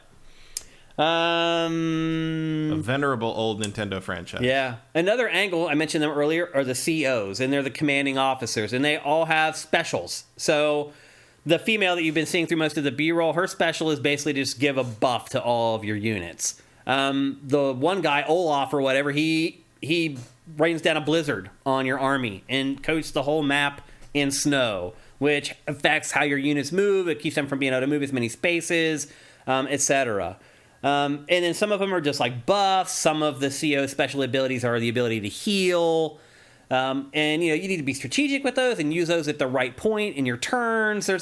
It's a strategy RPG, so there's a lot of strategy. And this game looks very simple, and it looks like it's made for kids, but nothing could be further from the truth. You get about halfway into Advance Wars 2, I'd like to watch a kid try to solve those, man, because there you really have to sit and think. Like, I remember there were some times in like Advance Wars 2 towards the end of the game where I would sit there and like wait like 10 minutes before I'd make a turn because there's so many things to consider. It definitely has the cute exterior that it would attract kids, and I would recommend if you do buy this for the kids in your family, make them play the first game first, because it is more simple and will kind of ingratiate them into the mechanics and the concepts behind it, and then all bets are off in Advance Wars 2. You can fast forward the battles, hitting Z right. That's a welcome feature. You don't have to sit and watch as cute as they are, and it's as much of an upgrade as the graphics now have because everything's polygonal. They still become monotonous after a couple hours. And so you can fast forward through all that stuff if you want to. You don't have to watch the combat play out. That's very much appreciated. As I said, as you play, you earn currency and you spend those, and you can use that for new maps and the other unlocks in Haichi's shop. New polygonal graphics, they look a lot better. They're a nice upgrade, but the game still chugs, Matt. There are moments where the frame rate dips in this. This game was built by Intelligent Systems, which does not have a great track record on Switch with its engine. And I was shocked to see that this game slowed down at a couple points. I was like, are you kidding me? There's like 100 polygons on screen right now. So the Intelligent Systems needs to get a new engine, or Nintendo needs to be like, bro, you can't use that engine anymore. Your next game, we're going to give you an engine to work on. And it could maybe delay that game, but I think the greater good of all its games looking and running better in the future is probably worth maybe delaying one game to get them working on a worthwhile engine, because it really is a joke. They've re-recorded the soundtrack, and the music obviously sounds way better now because it's all stereo and played off of, well, a card, but, you know, the GBA audio is like this tinny, like MIDI sound. So they've kept the same compositions, but they've just redone them with full orchestration. And I'll be honest with you, Matt, I like the old stuff, the old music better. It feels more, the snare drum that they use in that MIDI music is more militaristic. It gets me more into the tone of the game. These compositions, there's like a slow jazz song. Like, I'm trying to like blow up an army and I'm listening to smooth jazz. I'm like, what the hell is this? Like, if Kenny G doesn't make you want to conquer something, I no. don't know what to tell you. And there's lots of music like that in this. There's like a banjo, like bluegrass song. I'm like, what the hell? Like, so they did redo all the music. There's voice acting in this now, tons and tons of it. And the voice actors aren't great. Still an upgrade over what we got from the original Advance Wars game. So visuals, audio, both improvements, caveats with both though. But most importantly, I guess what I would say is that like the value on this card is unheard of. Like, honestly, you could buy this game and it may be the last game you ever need to buy for your Switch 1. There's that much value on that card. Between the two games, like, again, I never even finished Advance Wars 2, and I spent almost 50 hours on it. I could not finish it. So these games have almost endless value between just the gigantic campaigns, the ability to play your friends online, the ability to build your own maps and then share them and then play those. There's just a ton of value in this game. And so it honestly, if you're into these type of games, in my opinion, it is a very smart purchase decision. Now, it does get a little monotonous, but this is one of those games that you leave installed on your Switch, and you just go back to it periodically when you have some downtime here and there. The other thing I would say, too, this is a great handheld game. It is a turn-based game, so you can always just stop it mid-turn, put it into sleep mode, and come back and pick up right where you left off. So it is a great handheld game. It was birthed on handhelds for a reason. It makes a lot of sense in portable mode. So I won't say that I had a ton of fun with this, Matt, because I'd already played these games. And I already knew what they were about. I knew the plots, I knew the units and that stuff. It was a nice little nostalgic walk down memory lane for me. But really, I played this for the people who have never played it before. You know, the folks who have never really spent time with an Advance Wars game. And I played it for them so that I could see if they had made worthwhile improvements and changes to it for the people who may have played it already. But mostly just for people who have never played these games so they have a good idea of whether it's for them or not. But again, in my opinion, a really smart purchase decision. Do you have any questions, Matt? Nope. Yeah. I mean, it's seems pretty straightforward. Yeah. Let's check our chat and see if they have any questions. Weird time to put it out. It is a weird in the time. middle of everything. It is weird. Like, after you wait all that time and then you put it out in a week, bury it. It really makes no sense. I mean, apparently it was like number 3 on the UK charts. I mean, it's selling well. Yeah. So. Yep. Gohan Rage, thank you for Twitch Prime, man. That is awesome. We appreciate it.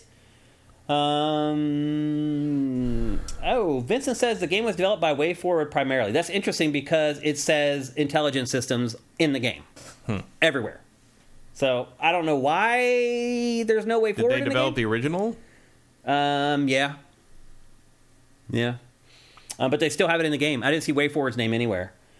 AJ the Legend Watson, I was going to say, do you think a new generation will enjoy these games as much as we did?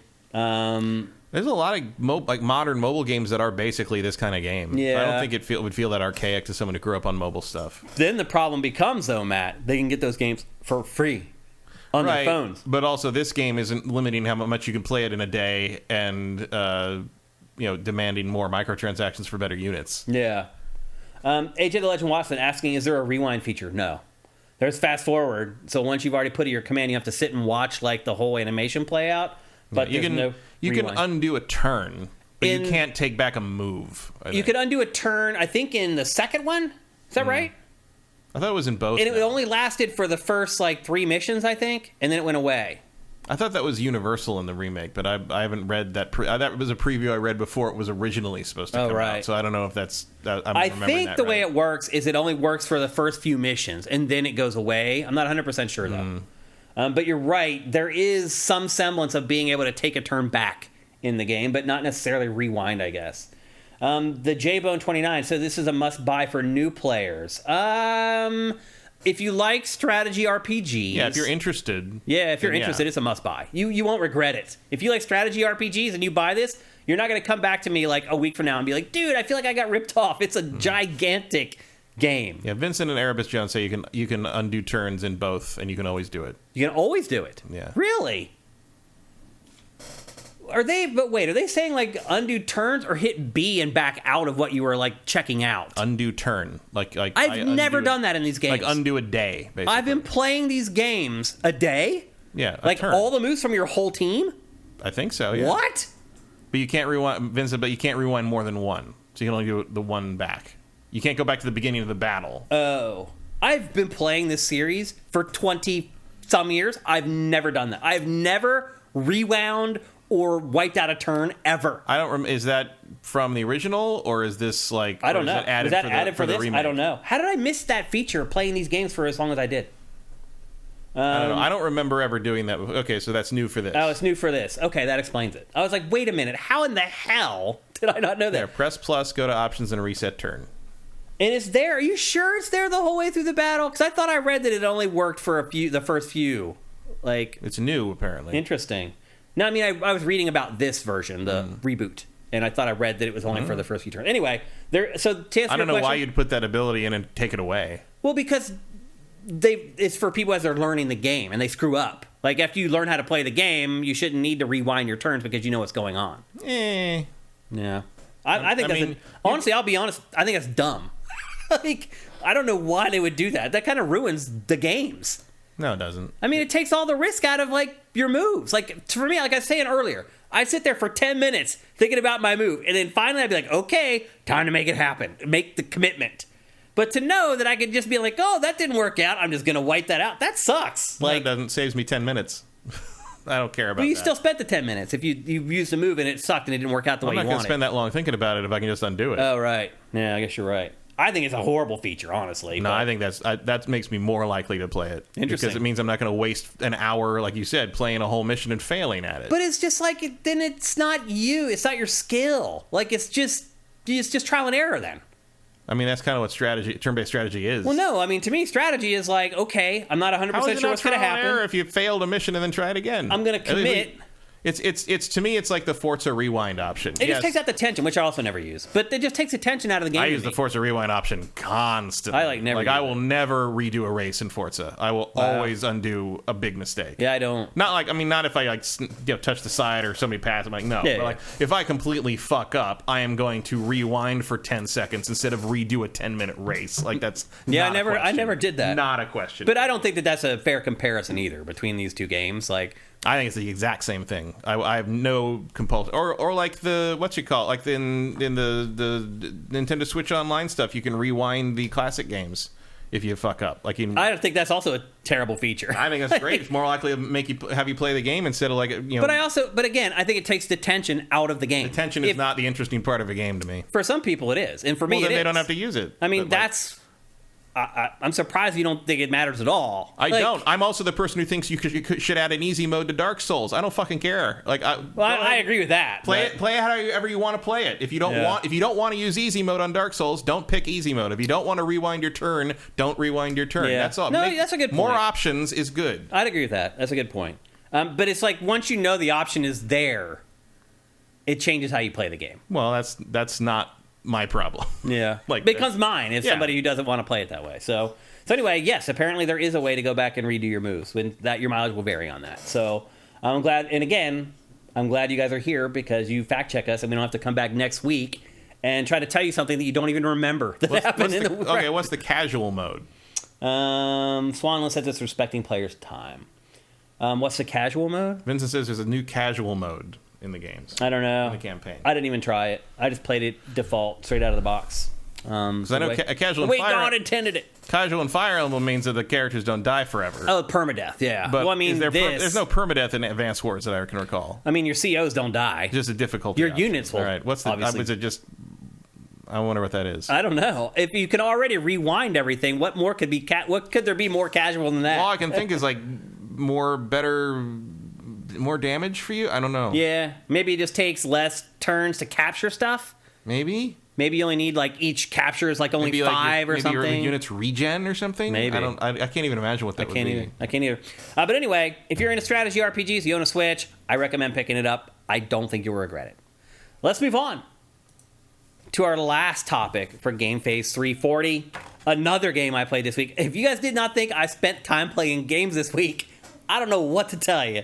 I don't even know how many hours I played video games this week. Probably like 80 hours. I'm not even exaggerating. Yeah, unfortunately, a lot of my time was spent trying to finish the main story of Horizon so I could get to the DLC. So you can play the DLC. Which didn't happen. I'm still not... Those last 3 missions are long. Yeah. Like, it just I'm hoping going. to get through, at least through a big chunk of that before Friday. Yeah. So I leave here today. I'm going to start playing it. And then by Friday, when Jedi Survivor comes out... Right, I got to get on with it because Jedi Survivor is Thursday. Yep.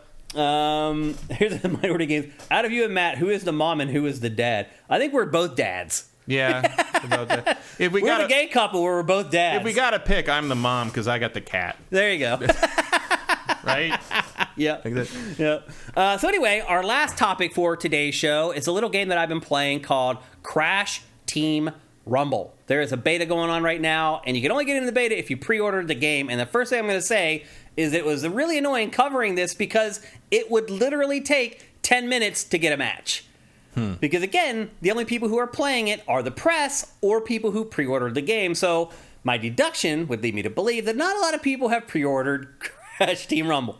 Crash Team Rumble is, I guess if I had to describe it in a sentence, is a cross between Smash Brothers and a MOBA set in the Crash Bandicoot universe. Wow, it's like you formulated the exact sentence to make me leave a building. Well, I remember when this was first debuted and we just ran the trailer or whatever, you were incredulous about how much you were distasteful. You thought it was distasteful. The one positive thing I will say about this game is I think this is the best design for Crash himself I've ever seen. He's one of the first times I think I've ever seen Crash Bandicoot and not wanted to punch the screen.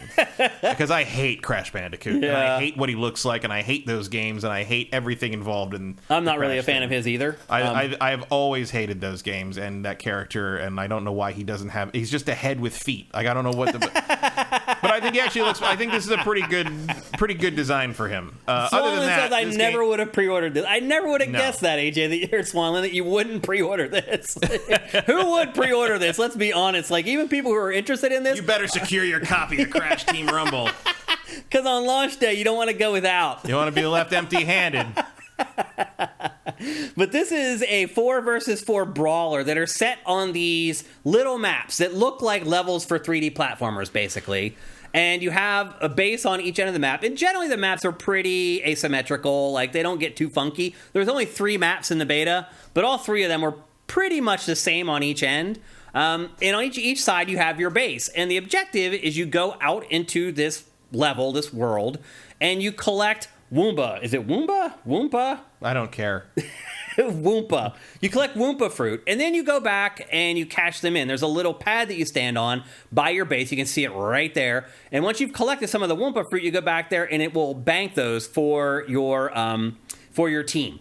And the objective is to be the first team to get to 2,000 points. It seems This doesn't seem to run very well. This might be a render issue because it seemed to run fine for me when I played. It might be a VSync thing because it looks really choppy. Yeah, it's not choppy when you play it. Okay. If it were, that would be a travesty. Yeah, I wouldn't even know where to begin on that. Like, are you playing this on an iPhone? Like, what's going on? So anyway, you gain the Wumpa Fruit by destroying crates, attacking the other team, using power-ups. There's on-map hazards and objects that you can use, and also just by platforming and just finding them. There's 5 playable characters in the beta. There's Crash, there's Tawna, Coco, Dr. Cortex, and Dingo Dial. And there's 3 different classes. You made all of those characters up. Those aren't real things. They are real. There's 3 different classes. Crash and Tawna are the scorers. They're the ones who basically get the fruit and then run back to the base and cash them in. This is the game? What did you say? Like, this is the game we're watching. Like, you're actually playing against another... Okay. Why? It just... Nothing's happening. You're just running around picking shit up. I didn't even realize there were enemies that weren't on your side until, like... Yeah, there's 4 players on the other team that are doing the same thing that we're doing. Going out and trying to get the fruit and then taking it back to the base to cash them in, basically. Okay. But there's all kinds of nuance to it. So you see those smaller pads there. You can collect those blue keys. You see the one back there floating? Mm-hmm. If you collect those and you turn those in on those smaller pads, they give you like special power-ups. Like the special power-up on this map is a beach ball that you turn into that you can use to like roll over enemies or to get to the other side of the map real quickly and like, or get back to your cash-in point to cash in the Wumba fruit back at your base. I know watching this game looks really simple and stupid. It's not. Like, I guess I should have said this from the top. I actually kind of like this game. I had fun playing this game, believe it or not. There's a lot of nuance to the game once you get it good at it. Now, this is the first match I ever played, what you're seeing here. Mm-hmm. The next 2 matches, you'll start to see a lot more of the features as I start to learn how to use them, and the other teams that I'm playing against are better at the game. How have they not won yet? They've been... You have to have 2,000. We're only at 900 or whatever right now. It says nearing defeat. Oh, maybe it's 1,000. They've been 8 fruit away from winning for like a minute and a half. Like, what's happening? And they just won't cash them in. Or our teammate is over there stopping them. Because that's the other thing. So there's 3 classes, as I was saying earlier. There's the beach ball, that I was saying, victory. There's 3 classes. There's the scorers, which is Crash and Tawna. Coco and Dr. Cortex are the people who work on the modifier. So... did you see those pads that you could jump on that would light up? Yeah. If you light up all of those, it creates a multiplier. So you work in concert. One of your teammates is on those pads, lighting up all those pads, just before you're about to cash in the Wumpa fruit. Because if you light up all those pads, that gives you a 2x multiplier. So when you go to cash in that fruit, maybe you have 78 fruits, now you have 156 or whatever. So... It's important to work as a team. Now, again, you collect the relics. That gives you the power-ups. Those can turn the tide of a match. Now, the third class is a heavy. And there's only one in the beta, and that was the Crocodile dude, or whatever the hell his name was, Dingo Dial. He's the heavy guy. Now, what you do with him is he either parks by your base or the other team's base, and either wipes them out as they come in and try to cash in their Wumba fruit, or keep them from trying to kill people as you're trying to cash in the Wumba fruit. Each character also has a special attack. The one that I use the most often, because I love turrets, is like a snapping, or is a plant that is a turret that can fire. There's I think there was 3 or 4 other ones that I saw throughout the course of the game. Dingo Dial has like a vacuum that he can use to suck up enemies. Tawna has like a grapple hook that she can use. So each of the characters have like their own abilities as well. I guess what I really liked about it was there's a lot of different strategies that you can use to win the game. You can just go full bore, whole team goes to the other side, wipes them out, collects all the Wumpa fruit on the way back, and cashes them all in. You can be more strategic, you can camp out. I found that there was actually a lot of strategy to the game. I was pleasantly surprised by it. Each stage also has gimmicks that are unlocked using the relics, as I said, the beach ball. There's also a big ship that will fly into the bay. You can also summon Uka Uka, and he will cast like a huge damage spell that covers the whole island, but it doesn't hurt your team. There's all kinds of little nuances to the game that make it more fun and more strategic than you might expect. As I said, the stages are mostly asymmetrical and follow traditional platformer themes like a snow level, desert, and the island that you're seeing right now. And then the islands in general are pretty small, or the maps in general are pretty small because it encourages confrontation. Like, you said that first one, like, there wasn't a lot going on, but these next 2 matches, like, it's pretty much just constant back and forth and fights and brawls and using your special weapons and using your classes really, really clever. I think the first match, it may have even been bots I was playing against. I don't know. A lot of games do that. They don't tell you that you're playing against bots, but you are. These other ones here, like, this is where you start to get into the actual strategy. I started playing as people who had been playing it since it launched and were like way higher levels than me. And that's the thing. This game, you would think it's a free-to-play game, but it's not. This game is going to cost real money when it comes out. It's going to cost $40, and it should be a free-to-play game because there is like a battle pass that's just excruciatingly slow to unlock things. And again, in this beta, there was only 5 playable characters and 3 maps, and they're keeping it small because this is early access or whatever. And I do wonder, what some of the extra content's going to be, what some of the extra characters will play like. But I was pleasantly surprised by this. And the more I played it, the more I started to understand it, the better I got at it, the more I started to understand what the other team was trying to do. And I had fun with it, but I would never pay for this. The whole structure of the game, this is all it is. There's no single-player mode to this at all. You're right. So you're right that this is going to 2000, so that first one must have been some kind of tutorial. Yeah, thing. It must have been like a bot match or something. Yeah. Disney Speedstorm goes the other way, and the offline matches, all the players are named like fake online handles. Oh. Like it's like Aki whatever 88 and shit. I'm just like, are those players? Because you all suck. Yeah. It's like I don't think so. Like because I can pause it. So like, yeah, it's weird how games do that when they're teaching you. Like it's either they don't tell you or they try to trick you. But you can see here, their heavy is hanging out at our base, harassing me, trying to keep me from cash. See, I'm trying to cash in my Wumpa fruit, and he's like, no, you're not gonna. He has a vacuum he's trying to suck me up with. And where's my teammates to distract? Like this whole time, I'm like, where's my teammates? Help! I need to cash in this Wumpa fruit. He won't leave me alone. And eventually, he gets me to jump. I don't know. I had fun with this, Matt. Did I have $40 worth of fun? Nope. I definitely did not. But more fun than I thought I was going to have. Like, when I reached out for a code for this from Activision, I was like, maybe I'll get around to it or whatever. I started playing it. I started having fun with it. Now, again, it really sucked that it took like 10 minutes to get a match each time. And that kept me from playing as much as I wanted to. But the times that I did have full matches with all human characters, I had fun with it. So here's what I think is going to happen. They're going to release this thing. No one's going to buy it. It's going to absolutely tank. And then they're going to turn it into a free-to-play game, which it should be. Which does bring up some questions about games like Smash Brothers, I'll be honest with you. Like, should Smash Brothers be a free-to-play game? It probably should, Matt. Like, it's not like those extra modes in Smash Brothers are really all that something worth writing home about.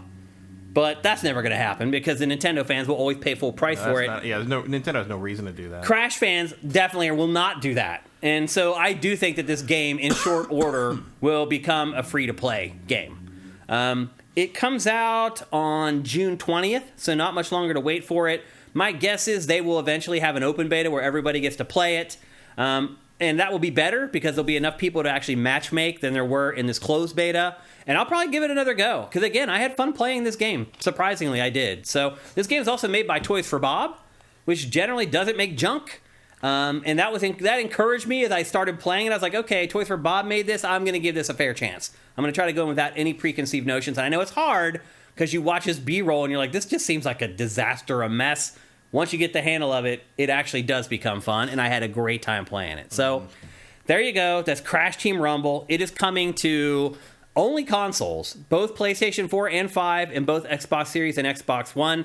Not coming to Switch as of right now, which is a little weird. But my guess is they'll fix that. It'll eventually be released for Switch. But at launch on June 20th, only for both PlayStations and both Xboxes. Excited to play that, Matt? Very excited to never play That's that. what I thought your response would be. Okay, it's time for everybody's favorite.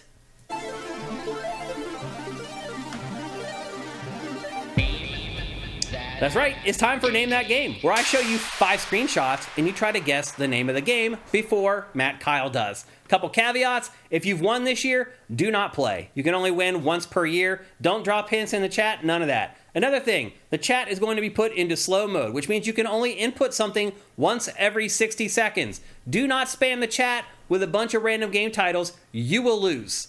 The winner gets a free game, a PC game with a Steam code. If you have no interest in playing a PC game and you have no one that you want to give a PC game to, please don't play. Let somebody win the code that actually wants to play to win the game and play the game. And that's pretty much it. It's very simple. We got 5 screenshots. They're obtuse to start. They become more obvious as we go. That's Name That Game. Okay, everybody ready? Let me get my sound effects up here. And here we go. Sure is grass. Yep. Hey, someone's going to get it from this. You watch. Probably. It's impossible to outsmart you guys at this point. You're too good. Swan Senpai says the only good game on today's show. Far Cry 2, no. El Guapo got it. Actually, everybody got it. Like 5 people got it. It's Red Dead Redemption 2. Wait, El Guapo, didn't he just win last week? I thought he won this year already. It's Red Dead Redemption 2. I mean, it's crazy you can just show someone grass and they know exactly what it is immediately. Yeah. Well, Eric Cartmenez, he beat you by like a split second. His message went up, and then yours immediately flashed underneath. I wish I could give you guys both because you both kind of tied. El Guapo, didn't you just win? I thought you won already this year. He's not replying. Oh, because he's on slow mode. That's funny. Swan Senpai. I thought it was PS2 era. He's not. I guess he still has to wait for the minute. I thought for sure he had won already. Still, though, he did actually win it, so he gets the applause. This is where Video Games won last week. Yeah, but I thought El Guapo had already won ever. Okay, great. Awesome. Congratulations. And not only did you win, you won on the very first image, which is crazy. I don't know how you guys do it. Like, maybe, what was it about the grass that tipped you off? If you played Red Dead for like 100 hours, you're going to know what the ground looks like. You didn't. But I haven't played that game that long. Oh, I thought you had. I'm like 30 hours. I mean, Matt, after a while. I played it for like 70 hours. I would have never guessed that was Red Dead Redemption 2.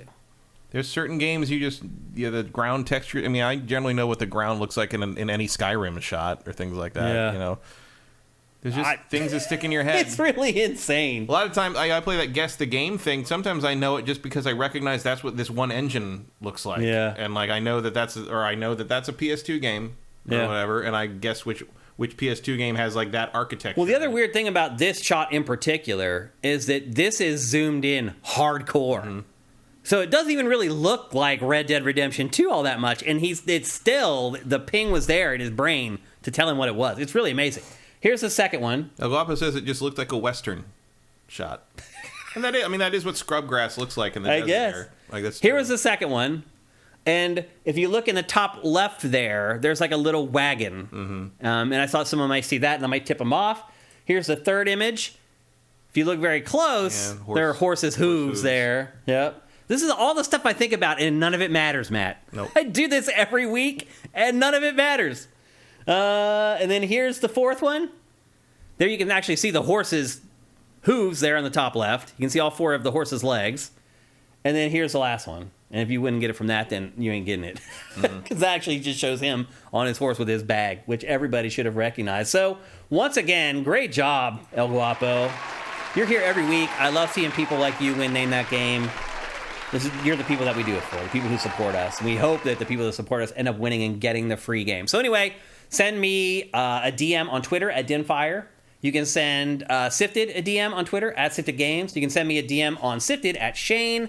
You can send us a direct message here on Twitch. Any of those work, and we'll get your code out to you. Once again, congratulations, El Guapo. Good to see you win. Erebus Jones is right. The last picture should have just been the horse balls. Yeah, I couldn't find a screenshot of the horse balls. That's the only game that could be at that point. Yep. Unfortunately, we've run out of time, so we can't do any Q&A today. But before we go, a couple reminders. First of all, please help us if you can. Head to patreon.com/sifted. That's SIFTD without the E.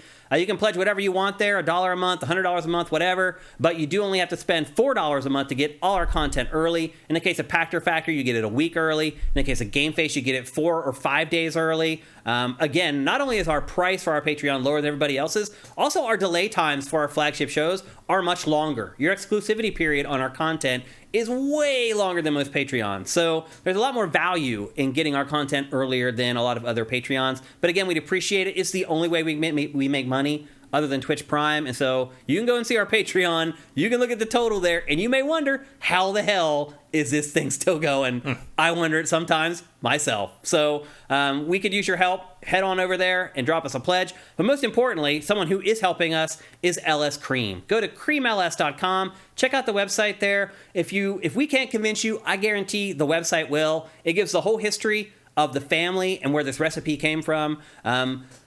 I'll say this, every time we watch that ad, I get thirsty because those drinks look absolutely delicious, and you can make those drinks yourself. So support LS Cream, creamls.com. They are good people. They are sifters. They are gamers, and they are supporting us, and that should be all you need to hear. Anything you want to say before we get up out of here, Matt Kyle? Nightwing 3060 is correct. We are cheaper than Twitter. Yeah, we're half price of Twitter. This is the other thing I would like to say, actually. If you're like us and you are becoming increasingly disgusted with Twitter and all the stuff that's happening there, come to Sifted. I built Sifted because I hated Twitter. Way back when, 8 years ago when I launched Sifted, I did it because I didn't like Twitter. I hated having to scroll past a bunch of garbage I didn't care about to find the stuff that I liked. And that's what Sifted does. You tell us what you like, and you get a custom feed, and you're not going to miss anything. Yeah, so I rarely, if ever, see Twitter beat Sifted to the news. Because it may be there, but by the time it shows up in your feed and you scroll past all the crap, it's too late. So, again, if you're becoming increasingly disgusted with how you've been getting your news for the last 5 years, I have built this oasis for you. It has everything. You can build your own forums on Sifted, your own private forum. If you're a subscriber, we have crews where you can literally gather a crew of your friends together and you have your own private forum. There is so much stuff that Sifted does that people don't even realize because they don't give it a chance. We have awesome forums that were custom built. Everything is there that you need. If you're sick of Twitter like I am, head on over to sifted.net. There's a family there for you. There is a place for you where you will be welcomed with open arms. And with that, we'll be back next week. Another banger of an episode coming next week. We got Star Wars Jedi coming. We got a bunch of games coming out this week. We have the Horizon Forbidden West DLC we'll be talking about. Hope to see you guys next Tuesday. We're here every Tuesday at twitch.tv/SiftedGames at 1 p.m. Pacific, 4 p.m. Eastern. So I hope you guys have an awesome week. I hope you guys enjoy Star Wars Jedi Survivor. It's unfortunate we're not going to be able to talk about it before you guys have to decide to pull the trigger. We enjoy it. I hope we enjoy it too. That's a good point, Matt. That's what I'm worried about. Yeah, exactly. Screw you guys. It's all about us. So anyway, thanks to everyone on chat. As always, you guys made this show much better. Hope you guys have an awesome week. We'll see you next Tuesday. GameFace is up and out.